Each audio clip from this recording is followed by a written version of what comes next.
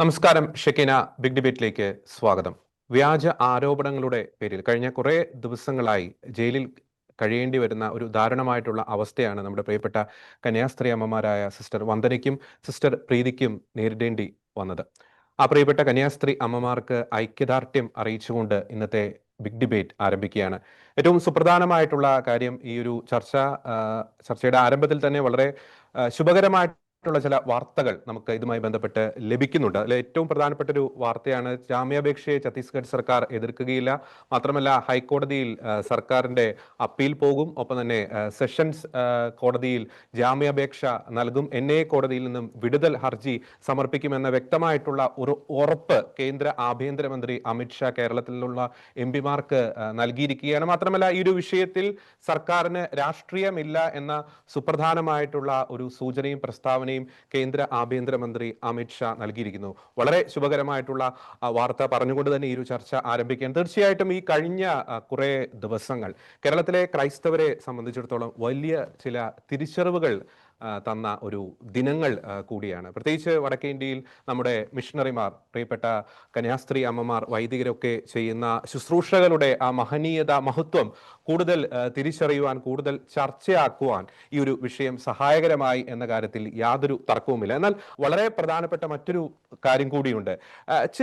ചിലരുടെ വ്യക്തമായിട്ടുള്ള ചില ഇരട്ടത്താപ്പുകൾ, ചിലരുടെ ഒരു കപട ക്രൈസ്തവ പ്രേമം, അല്ലെങ്കിൽ ഒരു പ്രശ്നം വരുമ്പോൾ ആരൊക്കെ ക്രിസ്ത്യാനിയുടെ ഒപ്പം ഉണ്ടാകും, ആത്മാർത്ഥമായ ഒപ്പം ഉണ്ടാകും എന്നതിനെ പറ്റിയുള്ള വ്യക്തമായിട്ടുള്ള ചില സൂചനകൾ കൂടി ഈ ദിവസങ്ങളിൽ കേരളത്തിലെ ക്രൈസ്തവ സമൂഹത്തിന് ലഭിക്കുകയുണ്ടായി. മാത്രമല്ല, ഈ ജാമ്യം എന്തുകൊണ്ട് ഇത്ര നീണ്ടുപോയി എന്നതിനെ പറ്റിയുള്ള ചില കൃത്യമായിട്ടുള്ള സൂചനകളും ഈ ദിവസങ്ങളിൽ ഇതുമായി ബന്ധപ്പെട്ട വാർത്തകളിൽ നിന്നൊക്കെ നമുക്ക് ലഭിക്കുന്നുണ്ട്.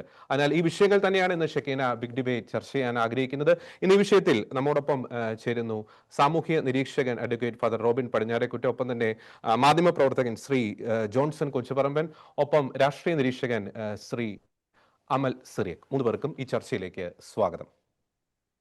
ആദ്യം ഫാദർ റോബിൻ പടിഞ്ഞാറേക്കുറ്റി, നമുക്കറിയാം ഈ ഒരു പ്രശ്നങ്ങളുടെ തുടക്കം ഛത്തീസ്ഗഡിലെ റെയിൽവേ സ്റ്റേഷനിൽ ഉണ്ടായ ആ ഒരു സംഭവമാണ്. അതൊരു ഒറ്റപ്പെട്ട സംഭവമല്ല എന്നതൊരു യാഥാർത്ഥ്യം തന്നെയാണ്. നമുക്ക് ഈ ഒരു ഏറ്റവും ആദ്യത്തെ ഒരു പോയിന്റിൽ നമുക്ക് ചർച്ച ചെയ്യേണ്ട ഒരു വിഷയം കൂടിയുണ്ട്. എന്തുകൊണ്ട് ക്രിസ്ത്യാനിയുടെ ഈ മിഷണറി പ്രവർത്തനങ്ങൾ ടാർഗറ്റ് ചെയ്യപ്പെടുന്നു? ക്രിസ്ത്യാനി എന്തുകൊണ്ട് ടാർഗറ്റ് ചെയ്യപ്പെടുന്നു? എന്തുകൊണ്ട് തീവ്ര ശക്തികളുടെ ഇരകളായി പലപ്പോഴും നമ്മുടെ മിഷണറി പ്രവർത്തനങ്ങൾ അതിന് ഇരയാക്കപ്പെടുന്നു? എന്തുകൊണ്ട് ഇവർക്ക് ക്രിസ്ത്യാനികളോട്, പ്രത്യേകിച്ച് തീവ്ര ശക്തികൾക്ക് ക്രിസ്ത്യാനികളോട് അല്ലെങ്കിൽ ക്രിസ്ത്യൻ മിഷണറി പ്രവർത്തനങ്ങളോട് ഇത്രമാത്രം വലിയൊരു ശത്രുത? അതിനുശേഷം നമുക്ക് അതിന്റെ മറ്റ് വശങ്ങളിലേക്ക് കിടക്കാം. ആദ്യത്തെ ചോദ്യത്തിന് അങ്ങേക്ക് ഉത്തരം പറയാം. ജോർജി, ക്രൈസ്തവ സമൂഹം ഒരു സ്ഥലത്ത് പ്രവർത്തനം ആരംഭിക്കുമ്പോൾ അത് കേവലമായി ഒരു മതപരിവർത്തനം ലക്ഷ്യം വെച്ചുകൊണ്ട് ഒരു സ്ഥലത്തും ഇന്ന് വരെ ക്രൈസ്തവ സഭ പ്രവർത്തിച്ചിട്ടില്ല. ആ മേഖലയിൽ വലിയ മാറ്റങ്ങൾ ഉണ്ടാക്കും, സാമൂഹികമായ വ്യതിയാനങ്ങൾ ഉണ്ടാക്കും, വിദ്യാഭ്യാസം കൊണ്ട് ആളുകളെ നിറയ്ക്കും, അവർക്കൊരു സാമ്പത്തിക അടിത്തറയിലേക്ക് അവിടെയുള്ള ആളുകൾ പോകും. ഇങ്ങനെ ഒരു സമഗ്രമായ ഒരു മുന്നേറ്റം ആ നാടിന് ഉണ്ടാകും. പലപ്പോഴും ഈ പിന്നോക്കമായിരിക്കുന്ന സമൂഹങ്ങൾ അങ്ങനെ തന്നെ ആയിരിക്കണമെന്ന് നിർബന്ധം പിടിക്കുന്ന ചില സമൂഹങ്ങൾ, അത് രാഷ്ട്രീയ പ്രസ്ഥാനങ്ങളായിരിക്കാം, ചില മതസംഘടനകളായിരിക്കാം, ജാതി വ്യവസ്ഥകളായിരിക്കാം, ഇങ്ങനെയൊക്കെയുള്ള എല്ലാ കാലത്തും അടിമകളായി തന്നെ കാണണമെന്ന് നിർബന്ധമുള്ള ചില സമൂഹങ്ങള്, അവര് ക്രൈസ്തവര് കടന്നു ചെല്ലുന്നതിനെ അതിശക്തമായിട്ട് എതിർക്കുകയും ഉപദ്രവിക്കാവുന്ന എല്ലാ മേഖലയിലും വലിയ ഉപദ്രവങ്ങൾ ഉണ്ടാക്കുകയും ചെയ്യും. അടുത്ത ദിവസങ്ങളിൽ തന്നെ പുറത്തു വന്ന ഒരു കണക്ക് പ്രകാരം ഏതാണ്ട് ഈ ഒരു വർഷം തന്നെ 880-ലധികം ക്രൈസ്തവരായ ആളുകള് ഏതെങ്കിലും തരത്തില് പീഡിപ്പിക്കപ്പെട്ടിരിക്കുന്ന, ഈ മതവിശ്വാസത്തിന്റെ പേരിൽ പീഡിപ്പിക്കപ്പെട്ടിരിക്കുന്ന മിഷണറിമാര് പീഡിപ്പിക്കപ്പെട്ടിരിക്കുന്ന അവസ്ഥകൾ ഈ വർഷം തന്നെ ഉണ്ടായി. അപ്പൊ അതിന്റെയൊക്കെ അർത്ഥം എന്ന് പറയുന്നത്, ഓരോ വർഷവും ഈ രാജ്യം പുരോഗതിയിലേക്ക് നീങ്ങുന്നു, അല്ലെങ്കിൽ ജനാധിപത്യ മൂല്യങ്ങളിൽ നമ്മൾ കൂടുതൽ ആഴപ്പെടുന്നു എന്നൊക്കെ പറയുമ്പോഴും ഈ ക്രൈസ്തവ സമൂഹത്തോടുള്ള ഉള്ളിലുള്ള വെറുപ്പ് ഇങ്ങനെയുള്ള സമൂഹങ്ങൾക്ക് ഒരിക്കലും കുറയുന്നില്ല എന്നുള്ളത് തന്നെയാണ്. തന്നെ നമുക്കറിയാമല്ലോ, ക്രൈസ്തവർ ഒരിക്കലും ഒരു വർഗീയ പ്രസ്ഥാനമോ അല്ലെങ്കിൽ വർഗീയതയുടെ പിന്നാലെ പോകുന്ന സമൂഹമൊന്നും അല്ല. ക്രൈസ്തവര് അവരെല്ലാ കാലത്തും എല്ലാവരെയും അംഗീകരിക്കുകയും എല്ലാ മതവിശ്വാസങ്ങളെയും ആദരവോടെ കാണുകയും ഒക്കെ ചെയ്യുന്ന ഒരു സമൂഹമാണ്. ഇന്നലെയൊക്കെ നമ്മൾ കണ്ട ഒരു വീഡിയോയിലുണ്ട്, ഒരു അക്രൈസ്തവനായ ഭിന്നശേഷിക്കാരനായ ഒരു കുഞ്ഞിനെ അവന്റെ ദേവാലയത്തിൽ കൊണ്ടുവന്ന് അവന്റെ ആരാധനാമൂർത്തിയെ വണങ്ങാൻ വേണ്ടി അവന്റെ കൈ പിടിച്ച് തൊഴിയിപ്പിക്കുന്ന ഒരു സമർപ്പിതയുടെ ചിത്രം നമ്മൾ ഇന്നലെ കണ്ടു. അതായത് ക്രൈസ്തവർ കടന്നു ചെല്ലുന്ന ഒരു സ്ഥലത്തും നമ്മൾ ആർക്കും എതിരാകാറില്ല. ഒരു ആരാധനാ സമൂഹത്തെയോ അല്ലെങ്കിൽ ഒരു മതവിശ്വാസത്തെയോ ഒരു രാഷ്ട്രീയ പ്രസ്ഥാനത്തെയോ നമ്മൾ എതിർക്കാറില്ല. പക്ഷേ ആ സമൂഹത്തിൽ അതിൻ്റെതായ മാറ്റങ്ങൾ ഉണ്ടാകും. അതായത് ഈ സിസ്റ്റം ഇങ്ങനെയാണ്, ഇങ്ങനെ തന്നെ പോട്ടെ എന്ന് നമ്മൾ വിചാരിക്കാറില്ല. അതായത് നമ്മൾ ചെല്ലുമ്പോൾ അവിടെ വിദ്യാഭ്യാസം ഉണ്ടാകും, ആളുകൾക്ക് സാമൂഹികമായ ഉന്നമനം ഉണ്ടാകും, അവരുടെ ജീവിത രീതികളിൽ നിന്നുള്ള വലിയ മാറ്റങ്ങൾ ഉണ്ടാകും. അങ്ങനെ ഒരു ക്രൈസ്തവ നിലവാരത്തിലേക്ക് ക്രൈസ്തവരുടെ ആ ഒരു സാമൂഹിക നിലവാരത്തിലേക്ക് ഉയരുന്ന ഒരു സാഹചര്യം ഉണ്ടാകും. അത് പലരെയും അസ്വസ്ഥപ്പെടുത്തുന്നു എന്നുള്ളത് തന്നെയാണ് ക്രൈസ്തവരോട് കാണിക്കുന്ന ഈ വലിയ വെല്ലുവിളിക്ക് ഉണ്ടാകുന്ന അല്ലെങ്കിൽ വലിയ ഉപദ്രവങ്ങൾ ഉണ്ടാക്കാനുള്ള കാരണമെന്ന് പറയുക. ഇനി നമുക്ക് ഈ വിഷയത്തിലേക്ക് തന്നെ വരാം. ശരിക്കും പറഞ്ഞു കഴിഞ്ഞാല് ശരിക്കും ഈ സമർപ്പിതർ, ഈ കന്യാസ്ത്രീകൾ ചെയ്ത തെറ്റെന്താ? അതായത് നമ്മുടെ ഇന്ത്യൻ ഭരണഘടന നമുക്ക് ഉറപ്പ് തരുന്ന ആർട്ടിക്കിൾ 25, 26 ഒക്കെ നമുക്ക് ഉറപ്പ് തരുന്ന മൗലിക അവകാശങ്ങൾ എന്ന് പറയുന്ന, അതായത് ഇഷ്ടപ്പെട്ട മതം പ്രചരിപ്പിക്കാനുള്ള ഒരു അവകാശം, അത് അവരുടെ മതപ്രചരണം നടത്തിയെന്ന് തെളിവൊന്നുമില്ല, അവർ നടത്തിയെങ്കിൽ പോലും അല്ലാതെ അത് ലംഘിക്കപ്പെടുകയാണ് ചെയ്തത്. അവരുടെ മതവിശ്വാസം പ്രഘോഷിക്കപ്പെടാനുള്ള അവരുടെ അവകാശം അത് നിഷേധിക്കപ്പെടുകയാണ് ചെയ്തത്. തന്നെയുമല്ല, നമുക്ക് കേൾക്കുമ്പോൾ തന്നെ ഇത് തട്ടിപ്പാണെന്ന് തോന്നുന്ന, ശുദ്ധ നുണയാണെന്ന് തോന്നുന്ന ചില വകുപ്പുകൾ ഇവരുടെ മേലെ ആരോപിക്കുകയാണ്. മനുഷ്യക്കടത്ത് നടത്തുന്നു. കത്തോലിക്ക സഭയിൽ മനുഷ്യക്കടത്ത് നടത്തി എന്ത് കൊണ്ടുപോകാനായിട്ടാണ്? അതായത് ഈ ആളുകള് ഇവർക്ക് ഒരു നല്ല ജോലിക്കുള്ള സാധ്യതകൾ തുറന്നു കൊടുത്തു. അവരുടെ ആ കുട്ടികളുടെ സുരക്ഷിതത്വത്തെ മാനിച്ചുകൊണ്ട് ഈ സിസ്റ്റേഴ്സ് ഇവരുടെ കൂടെ അനുയാത്ര ചെയ്തു എന്നുള്ള സത്യമാണ്. അതിനെ തന്നെ മനുഷ്യക്കടത്തെന്ന് ആരോപിക്കാനായിട്ട് കഴിയുക? ഈ മനുഷ്യക്കടത്തെന്നൊക്കെ നമ്മൾ പറയുമ്പോൾ ചുമ്മാ അങ്ങ് പറയാൻ പറ്റുമോ? അത് ഇവരായിരിക്കുന്ന ഒരു അവസ്ഥയിൽ നിന്ന് അവരുടെ അറിവോ സമ്മതമോ ഒന്നുമില്ലാതെ, ഒരു രേഖയോ ഇല്ലാതെ ഇവർ പിടിച്ച് തട്ടിക്കൊണ്ട് പോവുകയോ അല്ലെങ്കിൽ തെറ്റായ വാഗ്ദാനങ്ങൾ കൊടുത്ത് കൊണ്ടുപോവുകയോ ചെയ്താൽ നമുക്ക് മനുഷ്യക്കടത്തെന്ന് പറയാം. പക്ഷെ ഇവിടെ സംഭവിക്കുന്നത് എന്താണ്? ഇവരുടെ കൃത്യമായ അനുവാദത്തോടെ, മാതാപിതാക്കന്മാരുടെ അറിവോടെ, ആവശ്യമായ രേഖകളോടെ, പരസ്യമായിട്ട് ഇവർ കൊണ്ടുപോകുന്നു. ഈ ഉടുപ്പിട്ട കന്യാസ്ത്രീമാര് ഈ പിള്ളേർക്കൊപ്പം യാത്ര ചെയ്ത് കാണുമ്പോൾ ചില അന്ധകാരത്തിന്റെ ശക്തികൾക്ക് വല്ലാത്ത ഹാലിളകി അവിടെ ആൾക്കൂട്ടം കൂടി ആൾക്കൂട്ട വിചാരണ പോലെ സംവിധാനത്തിലേക്ക് വന്നു. പോലീസുകാര് ഈ ആൾക്കൂട്ടത്തിന്റെ കയ്യിലെ പാവകളായിട്ട് മാറി. പോലീസുകാര് പോയി അബദ്ധം കാണിച്ച് ഇവരെ അറസ്റ്റ് ചെയ്തു. ലാസ്റ്റ് ജയിലിലുമായി. ഭരണകൂടത്തിന് ഇത് തള്ളി പറയാൻ പറ്റില്ല. ഈ പോലീസുകാരെ തള്ളി പറയാനായിട്ടുള്ള ആർജവത്വം അവിടുത്തെ ഭരണ സംവിധാനത്തിനുണ്ടായില്ല, അവിടുത്തെ പ്രതിപക്ഷത്തിനും ഉണ്ടായില്ല. അത് പറയുമ്പോൾ രണ്ടും പറയുന്നു കേട്ടോ. കാരണം ഭരിക്കുന്ന മുഖ്യമന്ത്രിക്കും കഴിഞ്ഞിട്ടില്ല, പ്രതിപക്ഷത്തിനും കഴിഞ്ഞിട്ടില്ല. ഈ രണ്ട് സംവിധാനങ്ങളും ഈ പോലീസുകാർക്ക് കഴിഞ്ഞ തെറ്റാണ് എന്ന് പറയാനായിട്ട് കഴിഞ്ഞില്ല. എന്നിട്ട് ഇവരെ കൊണ്ടുപോയിട്ട് അന്യായമായിട്ട് ജയിലിൽ അടയ്ക്കുന്നു. ഇനി നിയമ സംവിധാനം, നീതി വ്യവസ്ഥിതി, നമ്മള് ഇത്രമാത്രം അനുഗ്രഹീതമായ അല്ലെങ്കിൽ ഇത്രമാത്രം സമ്പന്നമായ പ്രൗഢമായ നിയമവ്യവസ്ഥയുടെ ഭാഗമാണ് നമ്മുടെ അവകാശപ്പെടുമ്പോഴും അവിടുത്തെ കോടതി വിധികളിലേക്ക് കൂടെ ഒന്ന് പരിശോധിച്ച് നോക്കുമ്പോൾ നമുക്ക് ഇത് ഇന്ത്യയിൽ തന്നെ ഉണ്ടായ വിധികളാണോ എന്ന് സംശയിക്കേണ്ടി വരും.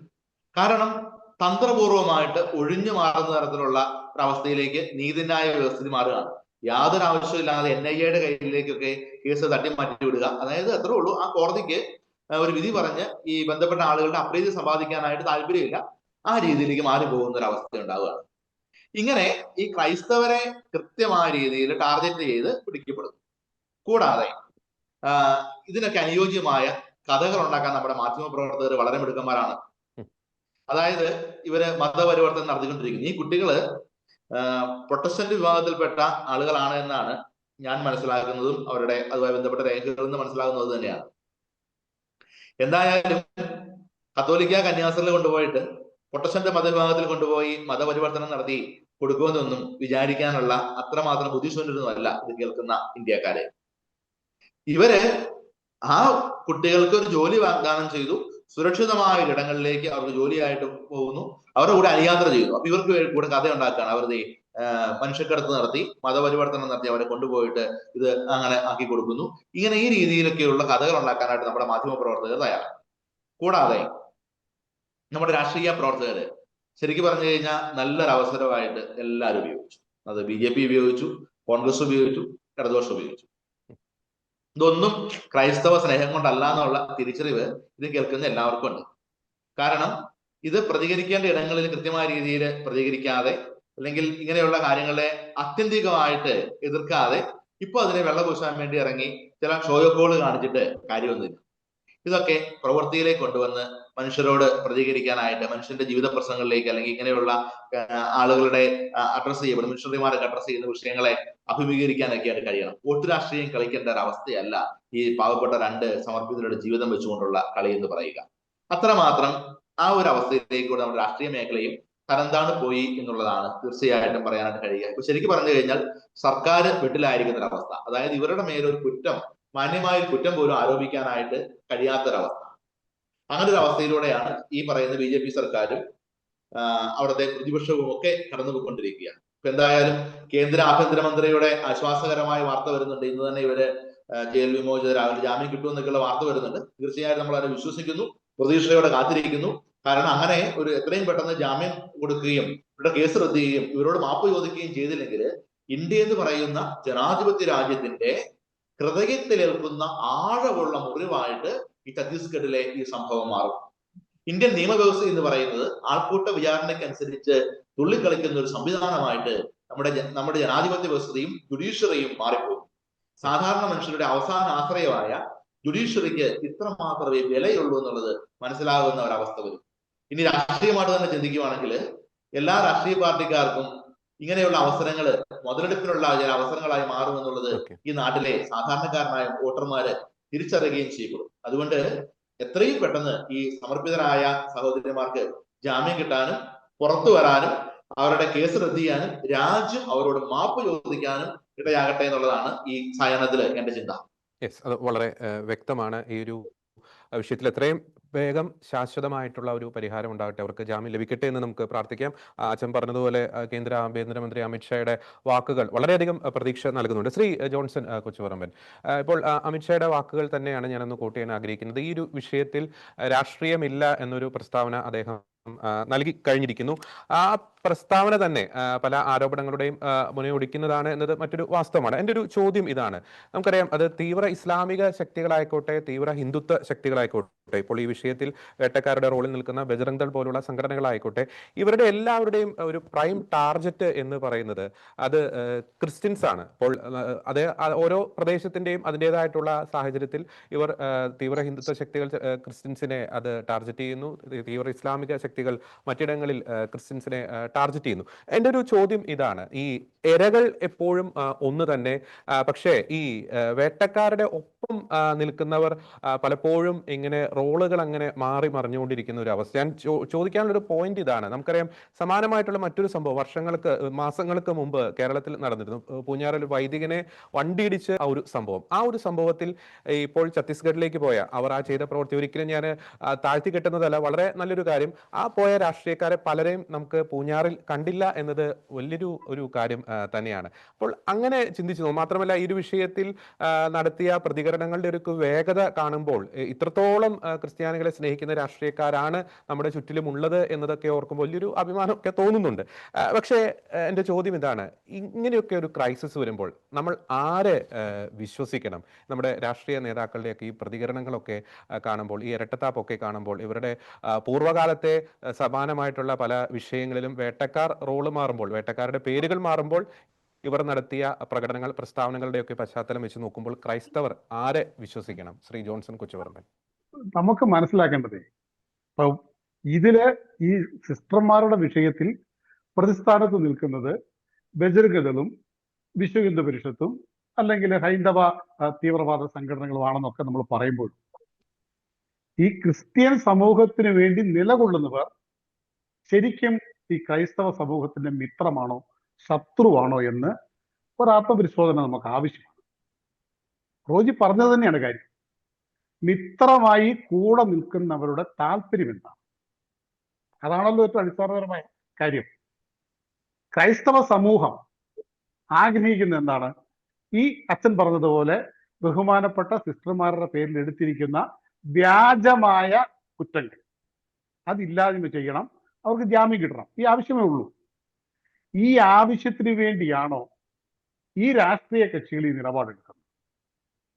ഇപ്പോൾ BJP ഒരു നിലപാടെടുക്കുന്നതിനെ ഞാൻ വേറൊരു തലത്തിലാണ് കാണുന്നത്. കാരണം അവർ കേന്ദ്രം ഭരിക്കുന്ന ഒരു പാർട്ടിയാണ്, ഛത്തീസ്ഗഡില് ഭരണം വയ്ക്കുന്ന ഒരു പാർട്ടിയാണ്. അതുകൊണ്ട് തന്നെ അവിടെ ഭരണപരമായി ഇടപെടാൻ കഴിയുന്ന ഒരു പാർട്ടി എന്ന നിലയിൽ അവർക്ക് കേരളത്തിലെ ക്രൈസ്തവരെ വിശ്വാസത്തിലെടുക്കാൻ ഇതിൽ ഇടപെട്ടേ കഴിയുള്ളൂ. അവർ ഇടപെടുന്നത് കൊണ്ട് നേട്ടമേ ഉണ്ടാവുകയുള്ളൂ.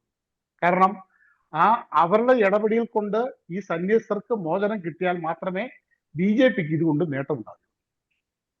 എന്നാൽ ജോർജ് പറഞ്ഞ ഈ കാര്യങ്ങൾ, അതായത് ബാക്കി രാഷ്ട്രീയ കക്ഷികൾ, നമ്മളവരുടെ ഇടപെടലിനെ ചോദ്യം ചെയ്യുകയല്ല ജോർജ്, അവരുടെ ഇടപെടലിന്റെ ആത്മാർത്ഥതയാണ് നമ്മൾ മനസ്സിലാക്കേണ്ടത്. ഇത്തരമൊരു വിഷയം ഉണ്ടാകുമ്പോൾ അതിൽ പ്രതികരിക്കേണ്ടത്, അതിൽ സമരം ചെയ്യേണ്ടത്, അത് സഭാ നേതൃത്വമാണെങ്കിലും രാഷ്ട്രീയ കക്ഷികളാണെങ്കിലും വളരെ അവധാനതയോടെ, വളരെ കരുതലോടെ വേണം. ഈ നിമിഷപ്രിയയുടെ വിഷയം ഉണ്ടായപ്പോൾ ഇവിടെ അനാവശ്യമായി ചില മാധ്യമങ്ങളും ചില രാഷ്ട്രീയ കക്ഷികളുമൊക്കെ വലിയ കോലാഹലങ്ങൾ സൃഷ്ടിച്ചു.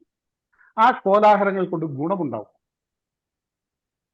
അവിടെ കൃത്യമായി ഈ നിമിഷപ്രതിക്ക് വധശിക്ഷ കൊടുക്കണമെന്ന് ആഗ്രഹിക്കുന്ന കുടുംബം ഇവിടെയുള്ള ഈ ജനരോഷം കണ്ട് പേടിക്കും. അവർ നേരെ വിപരീതമായി എന്ന് പറഞ്ഞതുപോലെ തന്നെ ഇപ്പൊ ഏറ്റവും ഒടുക്കാൻ വരുന്ന ബജ്രംഗ് ദളിന്റെ വക്കീലിന്റെ സമീപനം എന്താ? സുപ്രീം കോടതി വരെ പോയാലും കന്യാസ്ത്രീകളെ രക്ഷപ്പെടാൻ അനുവദിക്കില്ലെന്നാണ് ബജ്രംഗ് ദളിന്റെ വക്കീലിന്റെ നിലപാട്. എന്തുകൊണ്ടാ? ഈ കേരളത്തിൽ നിന്നും ഇത്രമാത്രം അനാവശ്യമായ ഇടപെടലുകൾ, ഈ ഇടപെടലുകൾ നടത്തുന്ന രാഷ്ട്രീയ കക്ഷികളോട്, പ്രത്യേകിച്ച് കോൺഗ്രസ് അടക്കമുള്ളവരോട്, UDFന്റെ MPമാരോട് ഞാൻ ചോദിക്കട്ടെ, അവിടെ ഒരു ഘടകമില്ലേ? സഖ്യത്തിൽ പ്രതിപക്ഷത്താണെങ്കിലും ഒരു ഘടകമില്ലേ? അവർക്ക് അവിടെ ഇടപെടാൻ കഴിയില്ലേ? വേണ്ട വിധത്തിൽ അവർ ഇടപെട്ടിട്ടുണ്ടോ? അവിടെ വേണ്ട വിധത്തിൽ ഇടപെടൽ ഉണ്ടാകാതെ മാധ്യമ ശ്രദ്ധ കിട്ടുവാനും കേരളത്തിലെ ക്രൈസ്തവ സമൂഹത്തോടൊപ്പമാണ് തങ്ങൾ എന്ന് വരുത്തി തീർക്കുവാനുള്ള ഒരു നാടകം കളിക്കാനായിട്ട് ഈ അവസരങ്ങൾ വിനിയോഗിക്കുന്നത് അത് പ്രതിഷേധാർഹമാണ്. അത് തെറ്റാണ്. അത് ഈ ക്രൈസ്തവ സമൂഹത്തോട് ചെയ്യുന്ന വഞ്ചനയാണ്. ഈ രാഷ്ട്രീയ കക്ഷികളുടെ ഈ പൂഞ്ഞാറിലെ സംഭവം മാത്രമല്ല, പാലായിൽ മെത്രാനെതിരെയുള്ള കൊലവിളി നടത്തിയപ്പോൾ ഈ രാഷ്ട്രീയ കക്ഷികൾ എവിടെയായിരുന്നു? ഈ അടുത്ത കാലത്ത് മലബാറിലടക്കം സന്യസ്തരുടെ സ്കൂളുകളിൽ കയറി സന്യസ്തരെ ബന്ദികളാക്കിയപ്പോൾ ഇവരുടെ സമീപനം എവിടെയായിരുന്നു? ക്രൈസ്തവ സമുദായം എത്രയോ പ്രശ്നങ്ങൾ ഈ സമീപകാലത്ത് ഇടപെട്ടിരിക്കുന്നു. ഈ രാഷ്ട്രീയ കക്ഷികളെങ്കിലും ആരെങ്കിലും ക്രൈസ്തവ സമൂഹത്തിന് അനുകൂലമായ ഒരു നിലപാടെടുത്തുകൊണ്ട് രംഗത്ത് വന്നോ? ആരും വന്നിട്ടില്ല. പക്ഷെ ഇത് തെരഞ്ഞെടുപ്പ്, ഇപ്പോൾ പഞ്ചായത്ത് തെരഞ്ഞെടുപ്പുകൾ വരാൻ പോകുന്നു, ഒരു വർഷത്തിനകം നിയമസഭാ തെരഞ്ഞെടുപ്പ് വരാൻ പോകുന്നു. ആ തെരഞ്ഞെടുപ്പിൽ കേരളത്തിലെ ക്രൈസ്തവ സമുദായത്തിൽ നിന്നും നല്ലൊരു വിഭാഗം ഒരു BJP അനുകൂല നിലപാടിലേക്ക് പോകുന്നു എന്ന തിരിച്ചറിവ് UDFനെ ഭയപ്പെടുത്തുന്നു. അതിനുവേണ്ടി മാത്രമായി ഒരു രാഷ്ട്രീയ ലക്ഷ്യത്തോട് മാത്രം ഈ വിഷയത്തിൽ ഇടപെടുന്നതിലാണ് നമുക്ക് വിയോജിപ്പുള്ളത്. അവരും ഇടപെടണം, BJP ഇടപെടണം, എല്ലാ രാഷ്ട്രീയ കക്ഷികളും ഇടപെടണം. പക്ഷെ അവരുടെ ലക്ഷ്യമെന്ന് പറയുന്നത് ക്രൈസ്തവ സമുദായം ആഗ്രഹിക്കുന്ന ലക്ഷ്യമായിരിക്കണം, സന്യസ്തരുടെ മോചനമായിരിക്കണം, രാഷ്ട്രീയ നേട്ടമാകരുത്. ഈ ഇടപെടൽ മുഴുവൻ രാഷ്ട്രീയ നേട്ടമായി മാറുന്നത് ശരിക്കും ഇപ്പോൾ ബജ്രംഗ് ദളിന്റെ ഏറ്റവും അവസാനത്തെ നിലപാട്, കേന്ദ്രമന്ത്രിയുടെ നിലപാട് ഒക്കെ നമുക്ക് പ്രശംസനീയമാണ്. പക്ഷേ കോടതിയിലിരിക്കുന്ന വിഷയത്തിൽ കോടതിക്ക് മുമ്പിൽ വരുന്ന തെളിവുകളെ നിർത്തി അതിൽ ഖണ്ഡിക്കുവാൻ ഒരു വക്കീൽ തയ്യാറായാൽ വീണ്ടും നിയമപ്രതിസന്ധി ഉണ്ടാകുകയല്ലേ? കോൺഗ്രസിന്റെ ഒരു MLA തന്നെ, ജോർജ് ഒരു മിനിറ്റ് കൂടെ, കോൺഗ്രസിന്റെ ഒരു MLA തന്നെ പറഞ്ഞു, വിഷയം NIA കോടതിയിൽ ഞങ്ങൾ ചോദ്യം ചെയ്യും. NIA കോടതിയിൽ പോയാൽ പ്രശ്നം തീരുവോ? പ്രശ്നം കൂടുതൽ സങ്കീർണമാവുകയല്ലേ ഉള്ളൂ. അങ്ങനെ ഒരു സങ്കീർണതയിലേക്ക് കൊണ്ടുപോകാനും കന്യാസ്ത്രീമാരെ തടങ്കലിൽ നിർത്താനും ആ വിഷയം ലൈവായി ഉയർത്തിക്കൊണ്ട് ഇവിടെ വോട്ട് ചോദിക്കാനും നിൽക്കുന്ന ഒരു രാഷ്ട്രീയ താല്പര്യം, അത് പ്രതിഷേധാർഹമാണ്. ഇത്തരം കാര്യങ്ങളിലൊക്കെ രാഷ്ട്രീയ കക്ഷികൾ വളരെ മിതത്വത്തോടെ, വളരെ ചെയ്യണം. ജനങ്ങളുടെ ഹിതം അല്ലെങ്കിൽ സഭയുടെ ഹിതം, വിശ്വാസികളുടെ ഹിതം അത് അറിഞ്ഞുകൊണ്ട് സത്യത്തിനൊപ്പം നിൽക്കണം. മനുഷ്യക്കടത്തെ കുറിച്ച് കൂടി ജോർജി, ഒരു ദിവസം എത്രയോ ഇതര സംസ്ഥാന തൊഴിലാളികളാണ് നമ്മുടെ സംസ്ഥാനത്തേക്ക് വരുന്നത്. സ്വയമേവ വരുന്നവരല്ല, ഏജന്റുമാർ പോയി കൂട്ടിക്കൊണ്ട് വരുന്നവരുണ്ട്. അതൊക്കെ മനുഷ്യക്കടത്താണ്. അച്ഛൻ പറഞ്ഞതുപോലെ മനുഷ്യക്കടത്തിന് ഒരു നിർവചനം വേണ്ടേ അച്ഛൻ? ഒരു 2 കന്യാസ്ത്രീമാരുടെ കൂടെ 2 കുട്ടികൾ പോകുന്നു, മനുഷ്യക്കടത്താണെന്ന് പറയുന്ന സ്ഥിതിയിലേക്ക് ഒരു നീതിന്യായ വ്യവസ്ഥ പോകുന്നു. അതിനെ ചോദ്യം ചെയ്യാതെ പോലീസ് അത് തന്നെ എഴുതുന്നു, അതേ കുറ്റപത്രം ചുമത്തിക്കൊണ്ട് കോടതിയിലേക്ക് കൊടുക്കുന്നു എന്ന് പറഞ്ഞാൽ എന്താണ് മനുഷ്യക്കടത്ത്? ആർക്കാരുടെയെങ്കിലും പോകാൻ കഴിയൂ? അപ്പൊ നിയമവ്യവസ്ഥയെ ചോദ്യം ചെയ്യുന്ന, നീതിന്യായത്തെ ചോദ്യം ചെയ്യുന്ന ഇത്തരം നിലപാടുകൾ ഒരു സംസ്ഥാനത്ത് ഉണ്ടാകുന്നത് നമുക്ക് അംഗീകരിക്കാനാവില്ല. അതിനെതിരെയുള്ള നിലപാടുകളാണ് ഉയർന്നു വരേണ്ടത്. യെസ്, അത് വളരെ ജോർജ്. യെസ്, കറക്റ്റാണ്. ശ്രീ അമലിലേക്ക് പോകുമ്പോൾ നമുക്കറിയാം ഇപ്പോൾ ഇവിടെ കോൺഗ്രസ് ആയിക്കോട്ടെ, അല്ലെങ്കിൽ ഇടതുപക്ഷമായിക്കോട്ടെ, വലതുപക്ഷമായിക്കോട്ടെ, അവർ ഈ വിഷയത്തിൽ സ്വീകരിച്ചിരിക്കുന്ന നിലപാട് നമ്മൾ പൊതുവായിട്ട് നോക്കുമ്പോൾ ക്രൈസ്തവരോടൊപ്പം നിൽക്കുന്ന നിലപാട് സ്വാഗതാർഹമാണ്. പക്ഷെ ഇവിടെ പ്രശ്നം അതല്ല. നേരത്തെ പറഞ്ഞതുപോലെ ഈ ഒപ്പം നിൽക്കുന്ന നിലപാട് എല്ലായ്പ്പോഴും കാണിക്കണം. അത് ഇപ്പോൾ വേട്ടക്കാരന്റെ രൂപത്തിൽ പൊളിറ്റിക്കൽ ഇസ്ലാം വരുമ്പോൾ അവർക്ക് മുട്ടിടിക്കാൻ പാടില്ല.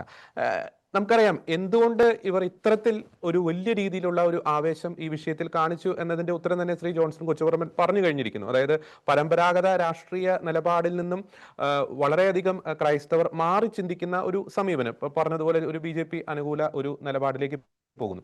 അവർ ആ നിലപാടിനെ ഭയക്കുന്നു. അതിനെ കൗണ്ടർ ചെയ്യേണ്ടത് ഈ ഒരു വിഷയത്തിൽ ക്രൈസ്തവ പ്രേമം കാണിച്ചതുകൊണ്ട് മാത്രമാണോ, അതോ എന്തുകൊണ്ട് പരമ്പരാഗതമായിട്ടുള്ള രാഷ്ട്രീയ ചിന്താശൈലിയിൽ നിന്നും ക്രൈസ്തവർ എന്തുകൊണ്ട് പോകുന്നു, അത് തിരുത്തിയിട്ടല്ലേ ഇത്തരത്തിലുള്ള ഒരു നിലപാട് സ്വീകരിക്കുന്നത്? എങ്കിൽ മാത്രമല്ലേ അവരുടെ ആ ഒരു നിലപാടിന് നമുക്കൊരു ആത്മാർത്ഥതയുണ്ട് എന്ന് നമുക്ക് പറയാൻ സാധിക്കുകയുള്ളൂ. ശ്രീ അമൽ. തീർച്ചയായിട്ടും നമ്മൾ അടുത്ത കാലങ്ങളിലൊക്കെ നമ്മൾ കാണുന്ന പല കാര്യങ്ങളും മുന്നിൽ വെച്ചുകൊണ്ട് തന്നെ നമുക്ക് ഇതിനെ ഒരു ചർച്ചാ വിഷയമാക്കാൻ സാധിക്കും. അതിനോടൊപ്പം നമ്മൾ ശ്രദ്ധിക്കേണ്ട ഒരു കാര്യമുണ്ട്. ശരിക്കും രാഷ്ട്രീയ പാർട്ടികളെ സംബന്ധിച്ചോളം അവരുടെ പ്രധാന ചീട്ടാണ് സിസ്റ്റേഴ്സും അച്ഛന്മാരും. അതായത് ഒരു ക്രൈസ്തവ സമൂഹത്ത് ആയിട്ട് അല്ലെങ്കിൽ അവർക്ക് താല്പര്യമുണ്ട് അല്ലെങ്കിൽ സമൂഹത്തിന് വേണ്ടി എന്തെങ്കിലും ചെയ്യുന്നു എന്നവർ കാണിക്കാനായിട്ട് അവർ ആദ്യം പ്രൊജക്ട് ചെയ്യുന്നത് ഒരു മഠത്തിൽ പോവുക, ഒരു ഫോട്ടോ എടുക്കുക, അല്ലെങ്കിൽ ഒരു വൈദികനെ കാണുക, അല്ലെങ്കിൽ ഒരു മെത്രാനെ കാണുക, ഫോട്ടോ എടുക്കുക. അതിലൂടെ ക്രൈസ്തവ സഭയുടെ അംഗങ്ങളുമായിട്ട് തങ്ങൾക്ക് അടുത്ത ബന്ധമാണ്, അല്ലെങ്കിൽ സഭയുടെ കാര്യങ്ങളെല്ലാം ഞങ്ങൾ സഹായിച്ചു കൊടുക്കുന്നുണ്ട്, സഭയോടൊപ്പമാണ് ഞങ്ങൾ എന്ന് വരുത്തി തീർക്കാൻ ശ്രമിക്കുന്ന ഒരു പരമ്പരാഗത രാഷ്ട്രീയമാണ് ഇവിടെയുള്ള രാഷ്ട്രീയ പാർട്ടികൾ സ്വീകരിച്ചു പോരുന്നത്. അതേസമയം ക്രിസ്ത്യാനികളുടെ താഴ്ത്തട്ടിലുള്ള ആൾക്കാർക്ക് പ്രയോജനകരമാകുന്ന കാര്യങ്ങൾ ചെയ്തു കൊടുത്ത് അത് കാണിച്ചുകൊണ്ടല്ല ഇവിടെയുള്ള രാഷ്ട്രീയ പാർട്ടികൾ പലപ്പോഴും വോട്ട് ബാങ്ക് ആ ലക്ഷ്യങ്ങൾ അവർ നിറവേറ്റുന്നത്. അപ്പം ഇത്തരത്തിലാണ് നമ്മൾ ഈ വിഷയത്തിൽ നമ്മൾ ശ്രദ്ധിക്കേണ്ടത്. ഈ വിഷയം ശരിക്കും പറഞ്ഞു കഴിഞ്ഞാൽ നമുക്കറിയാം, നമ്മുടെ അടുത്ത കാലത്ത് ഒരു മാസം പോലും ആയില്ല, നമ്മുടെ ഒരു സ്കൂളില് അവിടെ ചെറുപുഷ്പത്തിന്റെ, അതായത് നമ്മുടെ കുശലസ്യ പുണ്യവതിയുടെ ഒരു ചിത്രം അവർ ID കാർഡിൽ ഉണ്ടെന്നും പറഞ്ഞുകൊണ്ട് ആ ഒരു ഓഫീസിലേക്ക്, സിസ്റ്റേഴ്സ് നടത്തുന്ന ഒരു സ്കൂള്, അതിന്റെ ഓഫീസിലേക്ക് കയറുക, സിസ്റ്ററിനെയൊക്കെ അസഭ്യം പറയുക, ഇതൊക്കെ മാറ്റണമെന്ന് ആവശ്യപ്പെടുക. ഇത് ചെയ്തത് മുസ്ലിം ലീഗിന്റെ യൂത്ത് ലീഗാണ്.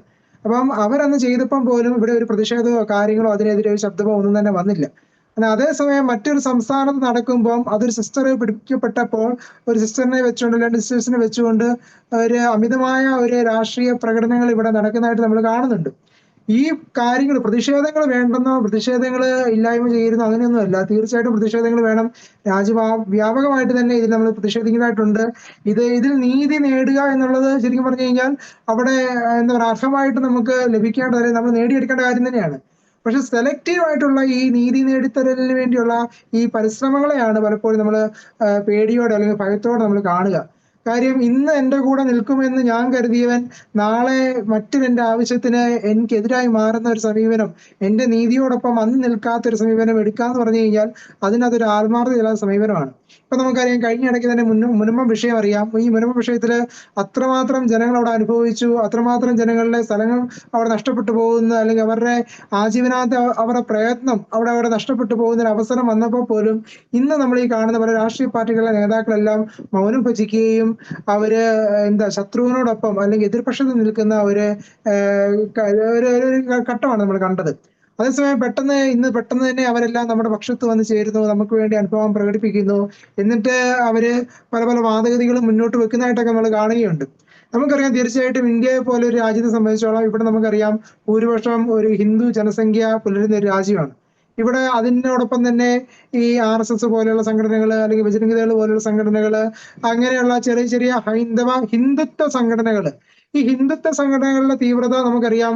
അത് പണ്ട് തൊട്ടേ നമ്മൾ കണ്ടുകൊണ്ടിരിക്കുന്നതാണ്. നമ്മുടെ ഗ്രഹാം സ്റ്റെയിൻ്റെ ഒക്കെ ആ ഒരു കാലഘട്ടത്തിന്റെ, അതായത് നമുക്കറിയാം ചുട്ടുകൊന്ന അവരുടെ പല പ്രവർത്തനങ്ങൾ അറിയാം. നമ്മുടെ മിഷണറിമാർക്ക് മേലെ അവർ പ്രവർത്തിച്ച പല കാര്യങ്ങൾ അറിയാം. ഇന്ന് തന്നെ നോർത്ത് ഇന്ത്യയിലും പല സ്ഥലങ്ങളിലും നടക്കുന്ന പല കാര്യങ്ങളും നമുക്കറിയാം. കാണ്ടമാനിലെ വിഷയങ്ങൾ അറിയാം, പല വിഷയങ്ങൾ അറിയാം. നമുക്കറിയാവുന്ന ഒരു ശത്രുവാണ് ശരിക്കും പറഞ്ഞു കഴിഞ്ഞാൽ ഈ ഹിന്ദുത്വ സംഘങ്ങൾ എന്ന് പറഞ്ഞു കഴിഞ്ഞാൽ. പക്ഷെ നമ്മൾ പലപ്പോഴും ശത്രുക്കൾ ആരല്ലേ, ശത്രുത ഉണ്ടോ എന്ന് പോലും സംശയിക്കത്തക്ക വിധത്തിൽ നിൽക്കുന്നതാണ് പലപ്പോഴും ഇന്ന് നമ്മളോടൊപ്പം അവർക്കെതിരെ നമ്മുടെ പ്രതിഷേധങ്ങളിൽ പങ്കുചേരുന്ന പലരും. അപ്പൊ തീർച്ചയായിട്ടും ശത്രുവിനെ നമുക്ക് തിരിച്ചറിയാമെങ്കിൽ നമുക്ക് എളുപ്പമാണ്. പക്ഷെ ഇന്ന് പലപ്പോഴും സംഭവിക്കുന്ന പറഞ്ഞു കഴിഞ്ഞാൽ നമുക്കെതിരെ പ്രവർത്തിക്കുന്ന പലരും ഇന്ന് നമ്മളോട് എന്താ പറയുക ഈ ഒരു വിഷയം ചൂണ്ടിക്കാണിച്ചുകൊണ്ട് നമ്മളോടൊപ്പം നിൽക്കുന്നു. അതിലൂടെ നാളെ അവർക്കും പ്രയോജനകരമായ രീതിയിലേക്ക് കാര്യങ്ങളെ മാറ്റാനുള്ള ഒരു ശ്രമങ്ങൾ നടക്കുന്നതായിട്ട് നമ്മളിവിടെ ശ്രദ്ധിക്കുകയുണ്ടായി. തീർച്ചയായിട്ടും നമ്മൾ ഈ ഒരു വിഷയത്തെ പറ്റി പറയുകയാണെങ്കിൽ ഇവിടെ നമുക്കറിയാം കാലങ്ങളായി വർഷങ്ങളായി ഇവിടെ നമ്മുടെ ഇന്ത്യയിലാകട്ടെ കേരളത്തിലാകട്ടെ മിഷൻ പ്രവർത്തനങ്ങൾ നടന്നിട്ടുണ്ട്. അതുകൊണ്ട് ഈ രാജ്യത്തിനും ഈ നാടിനെല്ലാം വലിയ ഉയർച്ച ഉണ്ടായിട്ടുണ്ട്. നമുക്കറിയാം ഹിന്ദി ഭാഷയ്ക്ക് പോലും ഒരു പൂർണ്ണമായ ഒരു രൂപം ഉണ്ടാക്കിയെടുത്തത് ഒരു മിഷണറിയാണ്. നമുക്കറിയാം മലയാളത്തിൽ പോലും മലയാളത്തിന് ഒരു ഭാഷ ഉണ്ടാക്കി തന്നത് ഒരു മിഷണറിയാണ്. ഒരു ഡിക്ഷണറി ഉണ്ടാക്കി തരിക, അതിലൂടെയാണല്ലോ ഒരു ഭാഷയുടെ വളർച്ച എന്ന് പറഞ്ഞു കഴിഞ്ഞാൽ.